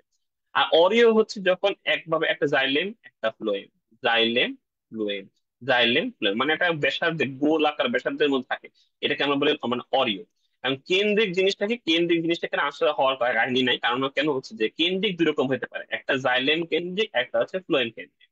এই যেটাকে আমরা বলি হেড্রোসেন্ট্রিক, একটা হচ্ছে লেপ্টোসেন্ট্রিক। হেড্রোসেন্ট্রিক বা লেপ্টোসেন্ট্রিক এর মধ্যে আমাদের মনে রাখতে হবে, যদি জাইলেম কেন্দ্রিক বুঝায় তার মানে কেন্দ্রে থাকবে জাইলেম, ঠিক আছে, জাইলেম থাকবে কেন্দ্রে, বাইরে থাকবে ফ্লোয়েম। আবার যদি ফ্লোয়েম কেন্দ্রিক বুঝায় তাহলে বুঝবো কেন্দ্রে থাকবে ফ্লোয়েম, বাইরে থাকবে হচ্ছে আমার, বাইরে থাকবে হচ্ছে আমার জাইলেম থাকবে। ঠিক আছে, এরকম হচ্ছে আমাদের মেইন কথাবার্তা। ওকে, তো এই হচ্ছে আমাদের মেইন কথা। আমি জাস্ট বাকিটা আনসার মুখস্থ করবো। অডিও হচ্ছে যে আমার পুষ্প থাকে। আচ্ছা, এখন একটা কোয়েশ্চেন, জিন তত্ত্বের ক্ষেত্রে আমি তোমাকে বারবার বলছি যে জিন তত্ত্বের অনুপাত গুলো তোমরা অন্তত মুখস্থ করতে হবে, অনুপাত গুলো জানতেই হবে। এখন দেখি কি বলছে, দুই বা ততোধিক জোড়া বিপরীত বৈশিষ্ট্য সম্পন্ন জীবের মধ্যে ক্রস করলে তোমার একটু জন্যতে কি পাওয়া যাবে, ফিনোটাইপিক অনুপাত। খেয়াল করো, এটা অ্যাকচুয়ালি আমাদের সূত্র নাম্বার 2, হ্যাঁ, এটা হচ্ছে সেকেন্ড ল। সেকেন্ড ল আমি তোমাদেরকে বারবার করে বলছিলাম তো মোটামুটি একটু আইডিয়া রাখার জন্য। তার মানে এটা হচ্ছে ডাইহাইব্রিড, হ্যাঁ। এখন দুই বা ততোধিক যোগ করতেছে, দুই বা ততোধিক ক্ষেত্রে যখন দুই বা জোড়া বা দ্বি হয়, সেক্ষেত্রে একটা অনুপাত আসে। বেসিক যে সূত্রের অনুপাত সেটা হচ্ছে 9 অনুপাত 3 অনুপাত 3 অনুপাত 1। কিন্তু এছাড়া বাকি যে অনুপাত গুলো আছে, এই অনুপাত গুলো কিন্তু আমাদের আসলে দেখা যায়, বাট সেটা আমাদের ব্যতিক্রমদের মধ্যে দেখা যায়। ব্যতিক্রমদের মধ্যে কেমনে দেখা যায় সেগুলো কিন্তু আমি ক্লাসের মধ্যে যে বুঝাবো, যখন আমি অ্যাডমিশন টেস্টের ক্লাসগুলো নিবো, সেক্ষেত্রে আমি তোমাদের কিন্তু বুঝাবো যে কিভাবে এই অনুপাতগুলো হয়। তোমরা অলরেডি যখন A21D5 যখন ক্লাস করছো, আমি এই ক্লাসটা আমিই নিয়েছি, তো তোমাদেরকে একদম ভেঙ্গে ভেঙ্গে দেখাইছিলাম যে কিভাবে একটা হয়, কোনটা হয়, কি আনসার কি না আসে হয়, অনুপাতগুলো কেন এরকম হচ্ছে, কেন এরকম অনুপাত হচ্ছে না, বা চেকার বোর্ডটা কেমন হচ্ছে। এখন আমরা যেহেতু অ্যাডমিশন টেস্টে আসতেছি, সেক্ষেত্রে চেকার বোর্ডটা হয়তো বা আমাদের তেমন দরকার নেই, কারণ চেকার বোর্ডটা করার টাইম আমরা পাবো না কোথাও। তো চেকার বোর্ড দরকার নেই আমাদের এই ক্ষেত্রে, শুধু অনুপাত গুলো মুখস্থ করতে হবে। ব্যতিক্রম সহ মেইন সূত্র সবগুলোরই অনুপাত গুলো কিন্তু আমাদের মনে রাখতে হবে। আর এটা কিন্তু হচ্ছে প্রথম সূত্র অনুপাত, ঠিক আছে, এটা ফার্স্ট ল। ফার্স্ট ল মানে হচ্ছে যে যদি জোড়া তোমার এক জোড়া বিপরীত বস্তু, যদি জোড়া বিপরীত বস্তুর মধ্যে যদি হয়, মানে মনোহাইব্রিড যদি দেখা যায়, মনোহাইব্রিডের ক্ষেত্রে কিন্তু হচ্ছে যে এই 3 অনুপাত 1 দেখা যায়। নম্রতা মাত্র চলে আসছে, চিঙ্কি এত লেট করে আসছে কেন? আমি 2টা থেকে ক্লাস শুরু করছি। ঠিক আছে, আচ্ছা, তো বাকি এরা কোথায়? সবাই তোমার ফ্রেন্ড থেকে ডেকে নিয়ে আসে জলদি জলদি। হ্যাঁ, আচ্ছা, এখন দেখো মলাস্কা পর্বে প্রাণী কি। তোমাদের আমি একটা জিনিস বলছিলাম ক্লাসে যখন পড়াচ্ছিলাম, এইচএসসি সময় পড়াচ্ছিলাম, অন্তত দুইটা করে পরিচিত প্রাণীর পর্বগুলোর উদাহরণ মনে রাখবো। ঠিক আছে, আমার দুইটা করে, মিনিমাম দুইটা করে মনে রাখবো। ইন অ্যাডমিশনের ক্ষেত্রে যেটা হয়, আমাদের প্রচুর উদাহরণ থেকে কোশ্চেন হয়। এটা কোন পর্ব, ওটা কোন, ওটা পর্ব কার, এটা কোন পর্ব। আমাদের একটু মনে রাখবো, মলাস্কার ক্ষেত্রে আমরা যা দেখি, মলাস্কার মধ্যে অক্টোপাসটা হচ্ছে মোটামুটি আমাদের মোলাস্কার মধ্যে যায়, হ্যাঁ, তো এই জন্য আনসার হচ্ছে অক্টোপাস। ওকে, আচ্ছা, আর্থ্রোপোডা বৈশিষ্ট্য কি? কোনটি আর্থ্রোপোডা পরের বৈশিষ্ট্য দেখো। আর্থ্রোপোডা পরের বৈশিষ্ট্য, আর্থ্রোপোডা কারা? আর্থ্রোপোডা মানে হচ্ছে যে ইনসেক্ট, যেগুলো যেগুলো হচ্ছে আমাদের ইয়াগুলো, ঘাসফড়িং, বা এগুলো যেগুলো তোমার হচ্ছে যে তেলাপোকা, ঘাসফড়িং, এগুলো হচ্ছে আর্থ্রোপোডা। বা অষ্টপদ বা 8টা পদ, আর্থ্রোপোডা মানে হচ্ছে যে তোমার সন্ধিযুক্ত পদ বলা, যেগুলো আর কি, সন্ধিযুক্ত পদ। আচ্ছা, বলতে যে পরের বৈশিষ্ট্য কোনটা? হৃৎপিণ্ডের 2 প্রকোষ্ঠ, ডায়াফ্রাম উপস্থিত, শ্বাসযন্ত্রের শ্বসনাঙ্গ, ট্রাকিয়া, প্যারাপোডিয়া, চলনাঙ্গে দেখা যায়। প্যারাপোডিয়াটা আমরা নর্মালি কই দেখি?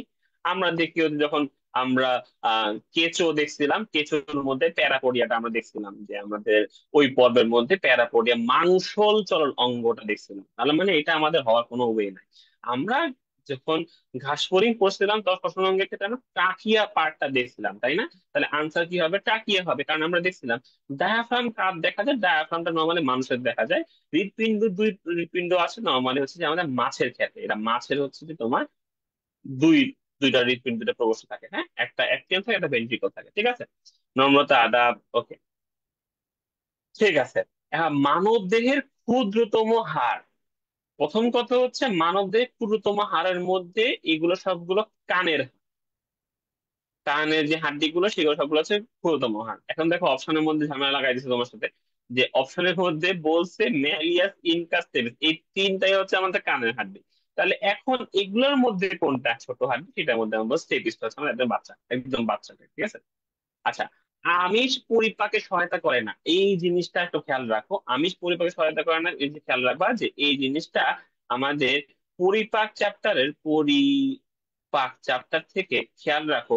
পরিপাক চ্যাপ্টার থেকে আমাদের মোটামুটি আহ এনজাইম গুলো, এনজাইম গুলো সবগুলো মনে রাখতে হবে। কোথায় কি কি মনে রাখবো একটু খেয়াল করি একটু। আমাদের প্রথম কথা হচ্ছে মনে রাখতে হবে কোনটা কে কাকে ভাগ করে, পরিপাক করে। যেমন কার্বোহাইড্রেট পরিপাককারী এনজাইম কারা, প্রোটিন পরিপাককারী এনজাইম কারা, আর হচ্ছে ফ্যাট পরিপাককারী এনজাইম কারা। এই তিনটা বেসিক জিনিস, ওকে। আচ্ছা, এরপর একটা জিনিস মনে রাখতে হবে হচ্ছে আমাদের মুখে কোন এনজাইম গুলো কাজ করে, পাকস্থলীতে কোনটা কাজ করে। এগুলো আমরা যখন ক্লাস করবো তখন আমরা একটা লিস্ট করে নিয়ে আসবো, লিস্ট করে পড়লে এগুলো তোমার সুবিধা হবে। এই কারণ হঠাৎ করে তোমার মনে পড়বে না কোনটা কিসের কাজ করে, কি করতে হবে, অথবা করবে না করবে, কার কোনটা করবে, হ্যাঁ। এখানে অ্যামিলোটিক এনজাইম কোনটা, তোমার হচ্ছে ল্যাকোলাইটিক এনজাইম কোনগুলো, ঠিক আছে। তো এই জিনিসগুলো একটু খেয়াল করতে হবে, ঠিক আছে, প্রোটিলাইটিক এনজাইম কোনগুলো। আচ্ছা, পাকস্থলী, তারপর ক্ষুদ্রান্ত, ক্ষুদ্রান্ত, তারপর হচ্ছে বৃহদান্ত্র, বৃহদান্ত্র, কোনটাতে কি পাওয়া যায়, কোন এনজাইম পাওয়া যায়, এগুলো একটু খেয়াল রাখলেই হবে। আর আরেকটা জিনিস যদি মনে রাখতে পারো তোমরা, এটা খুব ভালো, যদি মনে রাখতে পারো, না মনে রাখতে পারলে কোনো সমস্যা নেই। সেটা কি, সেটা হচ্ছে তোমাদের আহ যকৃত থেকে কি আসে, অগ্ন্যাশয় থেকে কি আসে, পাকস্থলী থেকে কি আসে, এগুলো তোমার সাথে নম্রতা, হ্যাঁ বলে ফেলো। এগুলো আমাদের ভালো করে মনে রাখতে হবে, কারণ প্রতিটা অঙ্গ থেকে কি কোশ্চেন হয় এগুলো কিন্তু একটু আসে। নম্রতা বলো কি কোশ্চেন, নম্রতা বলে ফেলো কি কোশ্চেন। এই লাইপেজ কিন্তু হচ্ছে যে লাইপোলাইটিক এনজাইম। কোন ধমনী হৃৎপিণ্ডের প্রাচীরে রক্ত সরবরাহ করে? খেয়াল করো একটা জিনিস, আমাদের বেসিক জিনিস আমরা কি জানি, আমরা জানি ধমনী হচ্ছে কার্বন ডাই, অক্সিজেন যুক্ত রক্ত সব জায়গায় দিয়ে আছে, পুরো বডিকে সাপ্লাই দেয়, তাই না, ধমনী। আর শিরা হচ্ছে কার্বন ডাই অক্সাইড যুক্ত রক্ত নিয়ে আসে, সব জায়গা থেকে কার্বন ডাই অক্সাইড নিয়ে আসে। যখন এই দেখতে পাচ্ছি যে কার্বন ডাই যুক্ত রক্তটা নিয়ে আসছে, ধমনীযুক্ত রক্ত, ধমনীতে অক্সিজেন যুক্ত রক্ত নিয়ে যাচ্ছে, এই দেওয়া নেওয়ার মধ্যে আমরা দেখতে পাচ্ছি একটা জিনিস, যে আসলে আমাদের যেটা হয় যে আমাদের আমরা পড়তেছি যে হার্ট কিন্তু আমাদের সবাইকে দিয়ে আসলে নিয়ে আসছে, কিন্তু এই হার্টকে রক্ত কে দেয় এটা একটু খেয়াল রাখতে হবে। এই হার্টকে রক্ত কে দেয়, এই হার্টকে রক্ত এই ধমনী, একটা ধমনী দেয়। সেই ধমনীটা হচ্ছে, এই এটা যদি আমাদের হার্ট হয়, এই হার্টের ঠিক গায়ে গায়ে গায়ে গায়ে এমন এমন এমন করে, এমন এমন এমন করে যায়। এই চিকন চিকন যে নালীগুলো আছে, এই চিকন চিকন নালীগুলোর নাম আছে, এটার নাম হচ্ছে করোনারি।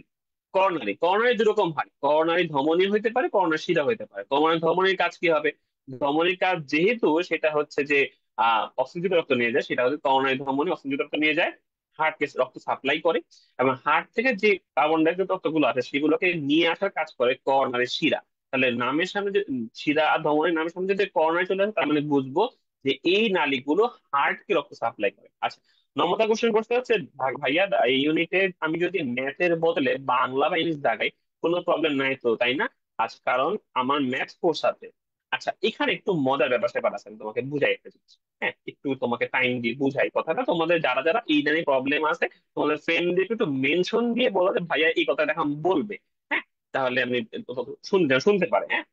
খেয়াল করো, আমাদের ঢাকা ভার্সিটি যদি যখন হচ্ছে যে তোমাদের নোটিশটা দেওয়া হয়, নোটিশের মধ্যে কিন্তু একটা জিনিস দেওয়া থাকে যে পরীক্ষার আগে আগে দেওয়া থাকে যে সাবজেক্ট ওয়াইজ রিকোয়ারমেন্ট দেওয়া থাকে, রিকোয়ারমেন্ট, হ্যাঁ। এই ধরো হচ্ছে তোমার ফার্মাসি, ধরো মনে করো যে এই মানে এই ইউনিটের যে সাবজেক্ট গুলো আছে, এই ইউনিটের সাবজেক্ট গুলোর সবগুলো সাবজেক্ট রিকোয়ারমেন্ট থাকে, রিকোয়ারমেন্ট, হ্যাঁ। রিকোয়ারমেন্ট বলতে কি বোঝাচ্ছে? বলতে বোঝাচ্ছে যে তুমি এই এই ইউনিটে চান্স পাওয়ার পরেও তুমি কোন কোন সাবজেক্টে তুমি নাম দিতে পারবা, বা কোন কোন সাবজেক্টে তোমার রেজাল্ট আসতেও পারে, এমন জিনিসকে এটা হচ্ছে তো রিকোয়ারমেন্ট, মিনিমাম রিকোয়ারমেন্ট, যে এই সাবজেক্টে পড়তে হলে তোমাকে অন্তত ভর্তি পরীক্ষায় এটাতে এত পাইতে হবে, ফিজিক্স এত পাইতে হবে, ম্যাথে পাইতে হবে, তারপর কেমিস্ট্রিতে পাইতে হবে, এই যে একটা তোমার রিকোয়ারমেন্ট থাকে, হ্যাঁ। তো সব ক্ষেত্রে তোমার এই ইউনিটের মোটামুটি অনেক সাবজেক্ট, মোটামুটি ধরে নেই 60 থেকে 70%, 60 থেকে 70%, আমি যদি ভুল না করি, আর শোভন ভাইয়া হয়তোবা অনলাইনে আছে, উনিও কিন্তু এটা নিয়ে একটু বলতে পারে, বা আদিত্য প্রমিত, আদিত্য আছে, তোমাদের ইয়া ভাইয়া আছে, সবাই মোটামুটি আমার সাথে এগ্রি করবে এই জায়গাটা থেকে। হয়তোবা ওনারা একটু বলতেও পারে, তারপরেও আমি আমার দিক থেকে বলি 60 থেকে 70, হয়তো একটু পার্সেন্টেজ বেশি হইতে পারে। এতগুলো সাবজেক্টের মিনিমাম রিকোয়ারমেন্টের মধ্যে ম্যাথ থাকে, এই মিনিমাম রিকোয়ারমেন্টের মধ্যে ম্যাথ থাকে, এটা একটু খেয়াল রাখতে হবে। তার মানে এটা আসলে অর্থটা কি বোঝাচ্ছে? অর্থটা বোঝাচ্ছে তুমি যদি আমাদের অপশনে, অ্যাডমিশন টেস্ট অপশন থাকে যে ফিজিক্স থাকে, কেমিস্ট্রি থাকে, বায়োলজি থাকে, ম্যাথ থাকে, বাংলা থাকে, ইংলিশ থাকে, তাই না? এখন তোমাকে বলবে যে কোনো চারটা, এনি ফোর তুমি আনসার করো, তুমি ফিজিক্স আনসার করলা, কেমিস্ট্রি আনসার করলা, বায়োলজি আনসার করলা, বাংলা ইংলিশের মধ্যে যে কোনো একটা আনসার করলা। এই ইউনিটের ম্যাক্সিমাম সাবজেক্ট, 99% সাবজেক্টেরই কিন্তু, 99% সাবজেক্টেরই কিন্তু তোমার ইয়াতে রিকোয়ারমেন্টে বাংলা ইংলিশ নাই, ঠিক আছে, মানে থাকে না, হ্যাঁ। তো এখন মানে মোটামুটি বেশিরভাগ মানে তোমার হাইয়েস্ট লেভেলের সাবজেক্টের মধ্যেই বাংলা ইংলিশ মিনিমাম রিকোয়ারমেন্টের মধ্যে নাই, মিনিমাম রিকোয়ারমেন্ট কথা বলছে কিন্তু, মিনিমাম রিকোয়ারমেন্টের মধ্যে বাংলা ইংলিশটা নাই, আছে কি এপিসিএমবি টা আছে। এখন দেখো মোটামুটি অনেকগুলো সাবজেক্টের ক্ষেত্রে দেখা যাচ্ছে ম্যাথ তারা চায় যে তুমি মিনিমাম ম্যাথে 10 বা 12 পেয়ে আসো, ঠিক আছে, এরকম কিছু রিকোয়ারমেন্ট তারা দিয়ে দেয়, নম্রতা তোমার জন্য বলতেছি কথাটা কিন্তু। তাহলে যেটা হচ্ছে তুমি যদি ধরো মনে করো যে চান্স পাইলে, এখন ধরো এখন কি হইতে পারে তোমার সাথে, কি হইতে পারে যে তুমি ম্যাথ দিলা না, বাংলা ইংলিশ দিলা, তখন তোমার সাথে কি হইতে পারে?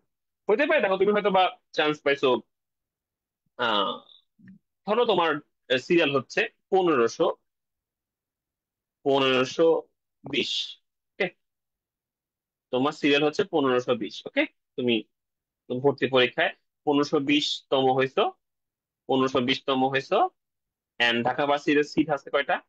আমি লাস্ট যে দেখছি না, 1610 মতো ছিল, আরো বেশি থাকে, আহ বছর বছর বাড়ে, ঠিক আছে, ধরে নাও 1620 ধরে নাও, ঢাকা ভার্সিটি 1620টা সিট আছে, তোমার ইয়া হচ্ছে তুমি 1510 হয়েছে তুমি, ওকে, তার মানে চান্স তুমি আসলে পাইছো, ঠিক আছে। আমরা মোটামুটি 4000, 3-4000 পর্যন্ত দেখি চান্স পায়, 3-4000 সিরিয়াল হলেও চাষের সাবজেক্ট পায়, ঠিক আছে। তো এখন দেখলে যে মোটামুটি চান্সই পাইছো, হ্যাঁ, মেইন লিস্টের মধ্যেই আছো, তাহলে সবার প্রথম তোমার ডাকবে আগে। কিন্তু তোমার পরীক্ষার মধ্যে ম্যাথটা ছিল না, তুমি ম্যাথটা দাও নাই answer, তুমি বাংলা নিয়ে দিছো। যখন তোমাকে সাবজেক্ট চয়েস দিবে, সাবজেক্ট চয়েস দেখবা তোমার সাবজেক্টের এই ইউনিটের সাবজেক্ট যতগুলো ছিল, ধরে নেই আমরা এই ইউনিটের সাবজেক্ট ছিল, ধরে নেই আমরা ধরো এক্স, ধরো 20টা, ধরে নাও 20টা, 20টা না, আমরা ধরে নিচ্ছি না, ধরে নিচ্ছি 26টা সাবজেক্ট। তুমি দেখবা তোমার কাছে আসছে কয়টা জানো, চয়েস করার জন্য আসছে হচ্ছে এই 20টা থেকে আসছে 5-6টা আসছে, 5-6টা, তার মানে তোমার কিন্তু বাকি 15-16টা সাবজেক্ট আগেই বাদ হয়ে গেছে, জাস্ট তুমি ম্যাথ আনসার করো নাই বলে। তার মানে মিনিমাম রিকোয়ারমেন্ট তোমাকে দেখতে হবে আগে। তুমি এই বছরের নোটিশটা দেখবা, নোটিশের মধ্যে তুমি দেখবা যে আসলে মিনিমাম রিকোয়ারমেন্টের মধ্যে কয়টা সাবজেক্টের মধ্যে মিনিমাম রিকোয়ারমেন্টে ম্যাথ আছে।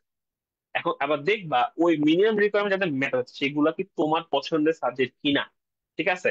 যদি তোমার পছন্দের সাবজেক্ট বা তোমার চাওয়া পাওয়ার সাবজেক্ট হয়ে থাকে, সেক্ষেত্রে তোমার কিন্তু মানে ম্যাথ আনসার করতে হবে, যেগুলো সাবজেক্টে তোমার ম্যাথ লাগবে বা তুমি মানে দিচ্ছ না, হ্যাঁ, তার মানে তোমাকে ম্যাথ আনসার করতে হবে। আবার আরেকটা হইতে পারে, ধরো মনে করো যে তোমার যে চয়েস সাবজেক্ট, সেই সাবজেক্টের মধ্যে রিকোয়ারমেন্টে ম্যাথ নাই, তো তোমার কোনো প্যারা নাই, তুমি 1520 হয়ে শুধুমাত্র ওই কয়েকটা সাবজেক্টের যে চয়েস দিলা, হয়তো বা সেটা চান্স হয়ে যেতে পারে। এটা কখন হবে? যখন তুমি মেইন সিরিয়ালের মধ্যে আসো, মেইন লিস্টের মধ্যে তুমি আসো। যদি তুমি আসলে ম্যাথও দিলা না, তোমার হচ্ছে যে তোমার ম্যাথ তুমি দাও নাই, এবং তোমার সিরিয়াল কিন্তু 3,000, ম্যাথও দাও নাই, সিরিয়ালও 3,000, তাহলে তুমি সাবজেক্ট পাবা? তোমার এই পছন্দের সাবজেক্টটা পাবা? জীবনে পাবো না তুমি। কেন? কারণ ওটা তো প্রথম দিকে সিরিয়াল সবাই নিয়েই নিবে, তখন তোমার জন্য কে রেখে দিবে বলো? তাই না? তো এই জন্য অপশন সব খোলা রাখা ভালো। তোমার যদি তুমি চিনার সিরিয়ালও হও, তোমার ম্যাথ পিসিএমবি করছো, তাহলে তুমি কিন্তু মোটামুটি অন্য সাবজেক্ট গুলো দিয়েও একটা সাবজেক্টে পেয়ে যেতে পারো, একটা সাবজেক্ট পেয়ে যেতে পারো। কিন্তু তুমি যদি ম্যাথটা দিলা না, তোমার ম্যাথের মধ্যে প্রবলেম মনে হচ্ছে, 4 সাবজেক্ট লাগছে, তুমি দিলা না, তাহলে কিন্তু তোমার আগেই অনেকগুলো অপশন বাদ হয়ে যাবে। তখন তোমার কয়েকটা সাবজেক্টের জন্য পরীক্ষা দিচ্ছ, এই কয়েকটা সাবজেক্টের জন্য পরীক্ষা দিয়ে তোমার মানে তোমার চান্স পাওয়ার রেশিওটা অনেক কমে আসে। এটা শোভন ভাইও লাইভ দেখতেছে, তো শোভন ভাইও হয়তো এটা এগ্রি করবে এই জিনিসটাতে, যে আমরা আসলে ম্যাথটা আনসার না করাটা আমি মনে করি বোকামি। ঢাকা ভার্সিটি পরীক্ষা দিচ্ছ বা তুমি যে ভার্সিটি পরীক্ষা দিচ্ছ, ম্যাথটা আনসার করা উচিত। তাহলে তোমার ওয়াইড রেঞ্জ অফ থাকবে, সাবজেক্ট পাবে তুমি। ঠিক আছে? আর মিনিমাম রিকোয়ারমেন্টটা খেয়াল করো, হ্যাঁ, নম্রতা। তাহলে তুমি মিনিমাম রিকোয়ারমেন্ট দেখে দেখে ফেললে তোমার কিন্তু পেয়ে যাবে। সো মোটামুটি আর চলে আসছে, লাস্টের দিকে চলে আসছে, একটা দেখি। সেটা হচ্ছে প্রাণীতে মেসোগ্লিয়া। আমরা মেসোগ্লিয়ার ক্ষেত্রে একটু খেয়াল রাখবো, মেসোগ্লিয়াটা কোত্থেকে আসে। এখন আমরা যখন ভূনীয় স্তর পড়ছিলাম, ভূনীয় স্তরের মধ্যে হচ্ছে অ্যাক্রোডার্ম ছিল, মেসোডার্ম ছিল, অ্যান্ডোডার্ম ছিল। এটা হচ্ছে বাহিরের স্তর একেবারে, এটা মেসোস্তর মানে মাঝের স্তর, আর অ্যানোডার্ম হচ্ছে ভিতরের স্তর। এই মেসোডার্মটা যখন দ্বিতীয় স্তর, মানে আমরা যখন দ্বিতীয় যে মাঝের যে স্তরটা আছে, এই স্তরটা অনেক দ্বিস্তরী প্রাণীর ক্ষেত্রে থাকে না, এটা থাকে না। এই না থাকে কি হয় জানো? অ্যাক্রোডার্ম আর অ্যানোডার্মের মাঝখানে একটা অকোষীয় জেলির মতো স্তর থাকে, অকোষীয় জেলির মতো স্তর থাকে। যেহেতু অকোষীয় জেলির মতো স্তর থাকে, এই স্তরের মধ্যে কোনো থাকে না, কোনো স্তর না, এটা অকোষীয় জেলির মতো থাকে। এটা মেসোডার্ম থাকে না, এটা মেসোগ্লিয়া হয়ে যায়। এটা আমরা কোথায় দেখছি ভালো করে মনে করো তো একটু। হাইড্রা দেখছিলাম আমরা, হাইড্রার মধ্যে, হাইড্রার গায়ের মধ্যে দেখছিলাম হাইড্রা একটা ডিপ্লোব্লাস্টিক প্রাণী। What do mean by diploblastic প্রাণী? ডিপ্লোব্লাস্টিক প্রাণী মানে বোঝানো হয় যে যাদের হচ্ছে কি, তোমার যাদের দেহের বাহিরে একটা স্তর থাকে অ্যাক্টোডার্ম, মাঝে কোনো স্তর থাকে না, আর ভিতরে একটা থাকে অ্যানোডার্ম, থাকে মাঝে অকোষীয় একটা জেলির মতো স্তর থাকে। এটাকে আমরা বলতে ডিপ্লোব্লাস্টিক প্রাণী। হাইড্রা হচ্ছে এটা উদাহরণ। হাইড্রার পর্বের নাম কি? হাইড্রার পর্বের নাম হচ্ছে নিডারিয়া, তাই না? তাহলে আনসার কি হবে? আনসার হবে নিডারিয়া হবে, তাই না? এটা এটা তো ইজি, এটা না পারার কোনো কিছু নেই, তারপরেও নম্রতাকে একটা মাইর দেওয়া উচিত। সে এত কিছুর পরে লাস্টে বলতে পরীক্ষা। ঠিক আছে? ওকে। ওকে, আরেকটা জিনিস, এটা লাস্ট বুঝাবো। এটা একটু আমাদের খুবই ইম্পর্টেন্ট, মনে রাখতে হয়। তো আমাদের একটু খেয়াল রাখবো, হ্যাঁ। আচ্ছা, এর লাস্ট একটা জিনিস বুঝাবো, এটা একটু খুব মনে রাখতে হয়, আমাদের অ্যাডমিশন টেস্টে প্রচুর আসে। আমি একটু জিনিস বুঝাই দিই, তাহলে দেখবা তোমাদের মনে থাকবে জিনিসটা। রক্তের কোন গ্রুপে অ্যান্টিজেন অনুপস্থিত? আমরা একটু মনে করি। আহ অ্যান্টিজেন, অ্যান্টিজেন আর অ্যান্টিবডিটা একটু হিসাব করি। অ্যান্টিবডি মনে রাখবো, আমাদের ব্লাড গ্রুপটা আসলে হিসাব হয় অ্যান্টিজেনের উপস্থিতির উপরে। কারো যদি অ্যান্টিজেন হয় এ, তার ব্লাড গ্রুপটা হবে এ। কারো যদি অ্যান্টিজেন হয় বি, তার ব্লাড গ্রুপটা হবে বি। কারো যদি অ্যান্টিজেন হয় এ বি, তার ব্লাড গ্রুপটা হবে এ বি। আর কারো যদি অ্যান্টিজেন ও, এটা কিন্তু আসলে না, ঘটনাটা আসলে ও মানে হচ্ছে অ্যাবসেন্ট। ও মানে কি? ও মানে আসলে অ্যাবসেন্ট। আমাদের অ্যান্টিজেন আসলে দুই রকমই হয়, এ আর বি এর মতো হয়। ও যেখানে থাকবে মানে বুঝে নিবা এখানে অ্যান্টিজেন নাই। ও কোনো একটা আলাদা অ্যান্টিজেন, ও নিজে কোনো একটা আলাদা অ্যান্টিজেন না। ও মানে হচ্ছে এখানে অনুপস্থিত, এখানে দেখা যাচ্ছে না, এখানে কিছু নাই। অ্যান্টিজেন যদি না থাকে এটাকে আমরা বলি ও। আর এই ব্লাড গ্রুপের নামও হয়ে যায় ও। একটা জিনিস মনে রাখো, অ্যান্টিজেন আর অ্যান্টিবডি পুরোপুরি উল্টা।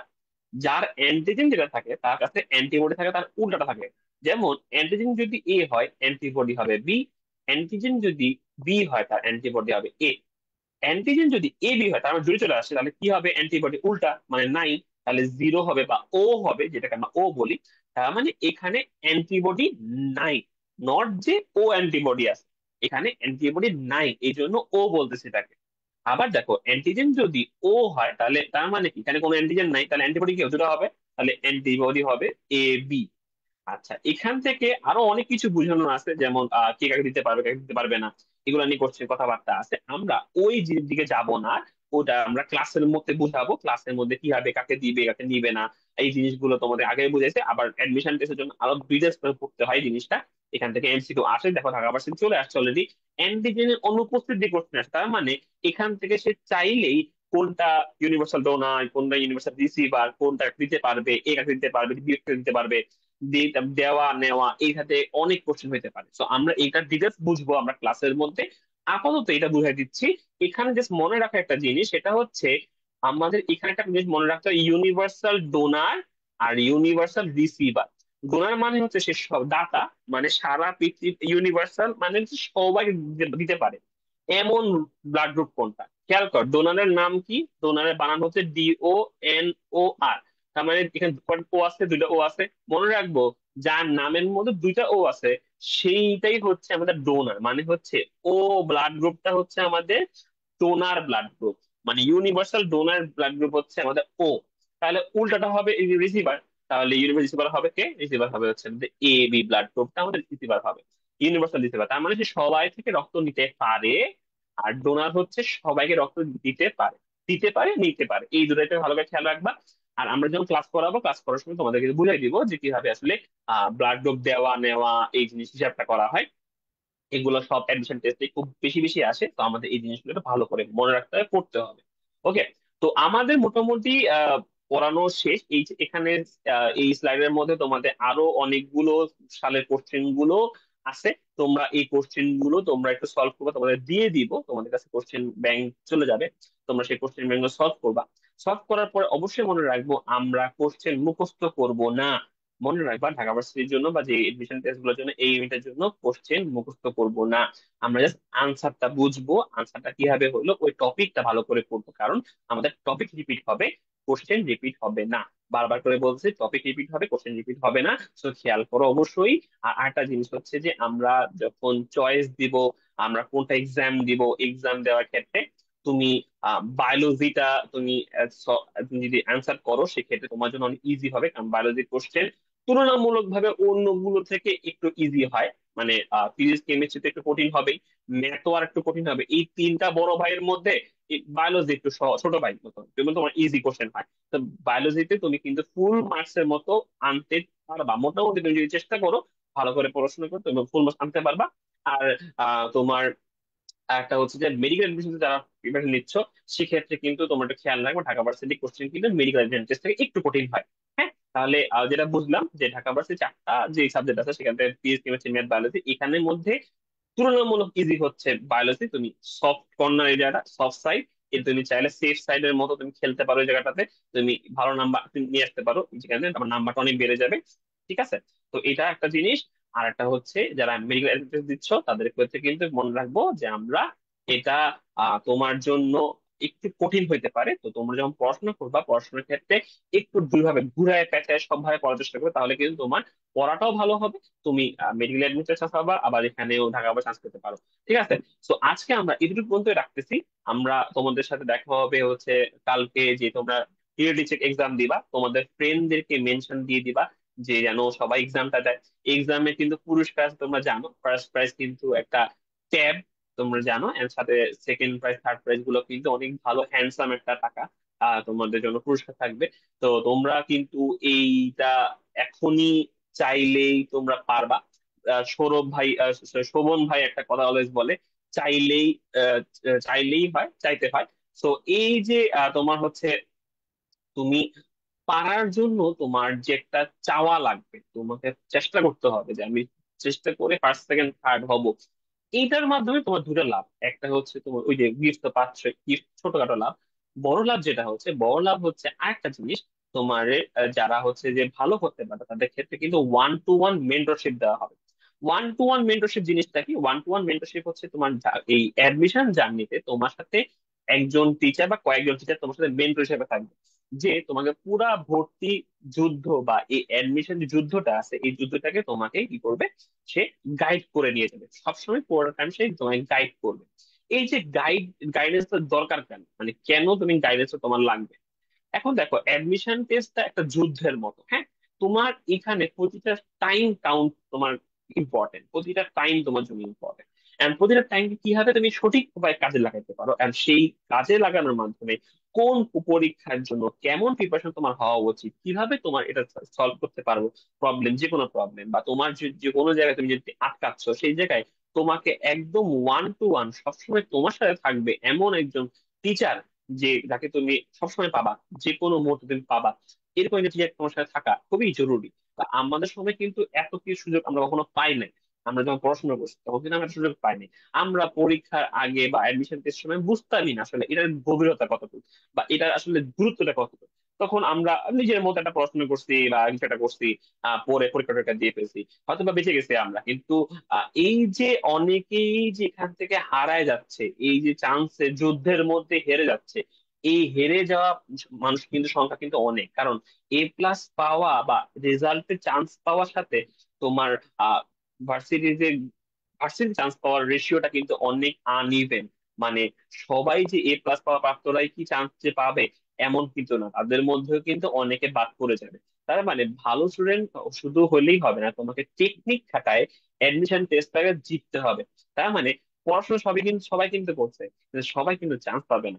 তো এই যে চান্স পাওয়ার লিস্টের মধ্যে তোমার নাম থাকার জন্য তোমার যেটা করতে হবে, সঠিক উপায়ে পড়াশোনা করতে হবে, কোশ্চেন বুঝে পড়াশোনা করতে হবে, সঠিক গাইডেন্সের মাধ্যমে পড়াশোনা করতে হবে। এগুলো হচ্ছে আমাদের মেইনলি অ্যাডমিশন টেস্টের ক্ষেত্রে স্টুডেন্টদের জন্য দরকার।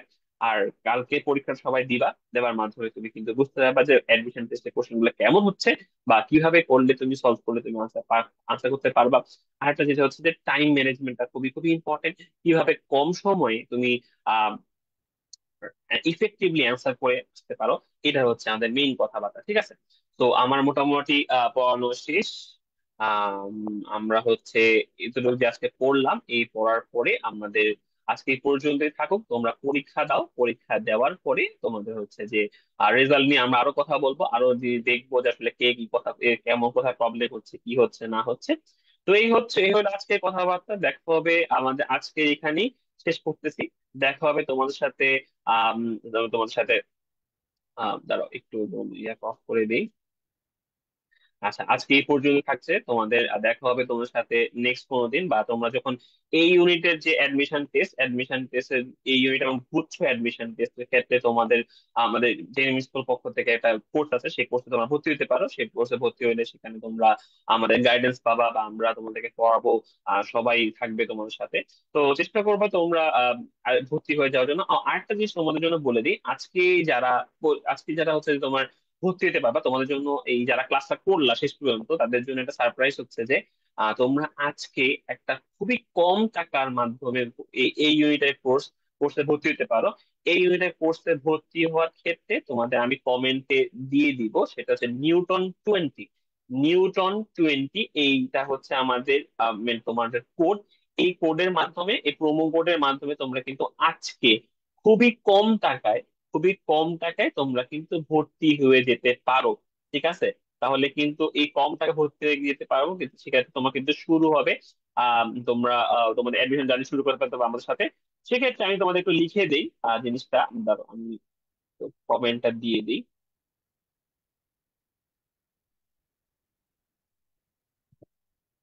তো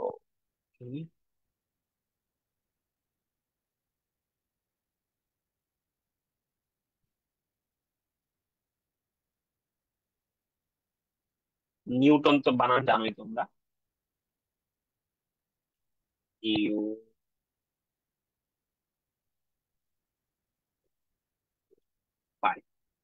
এই যে আমি তোমাদেরকে কমেন্টে দিয়ে দিছি, এই কোডটা ইউজ করে তোমরা কিন্তু আজকে অনেক কম টাকায় একদম একদম ন্যূনতম একটা টাকায় কিন্তু এডমিশনের এই ইউনিটে ভর্তি হতে পারো তোমরা চাইলেই।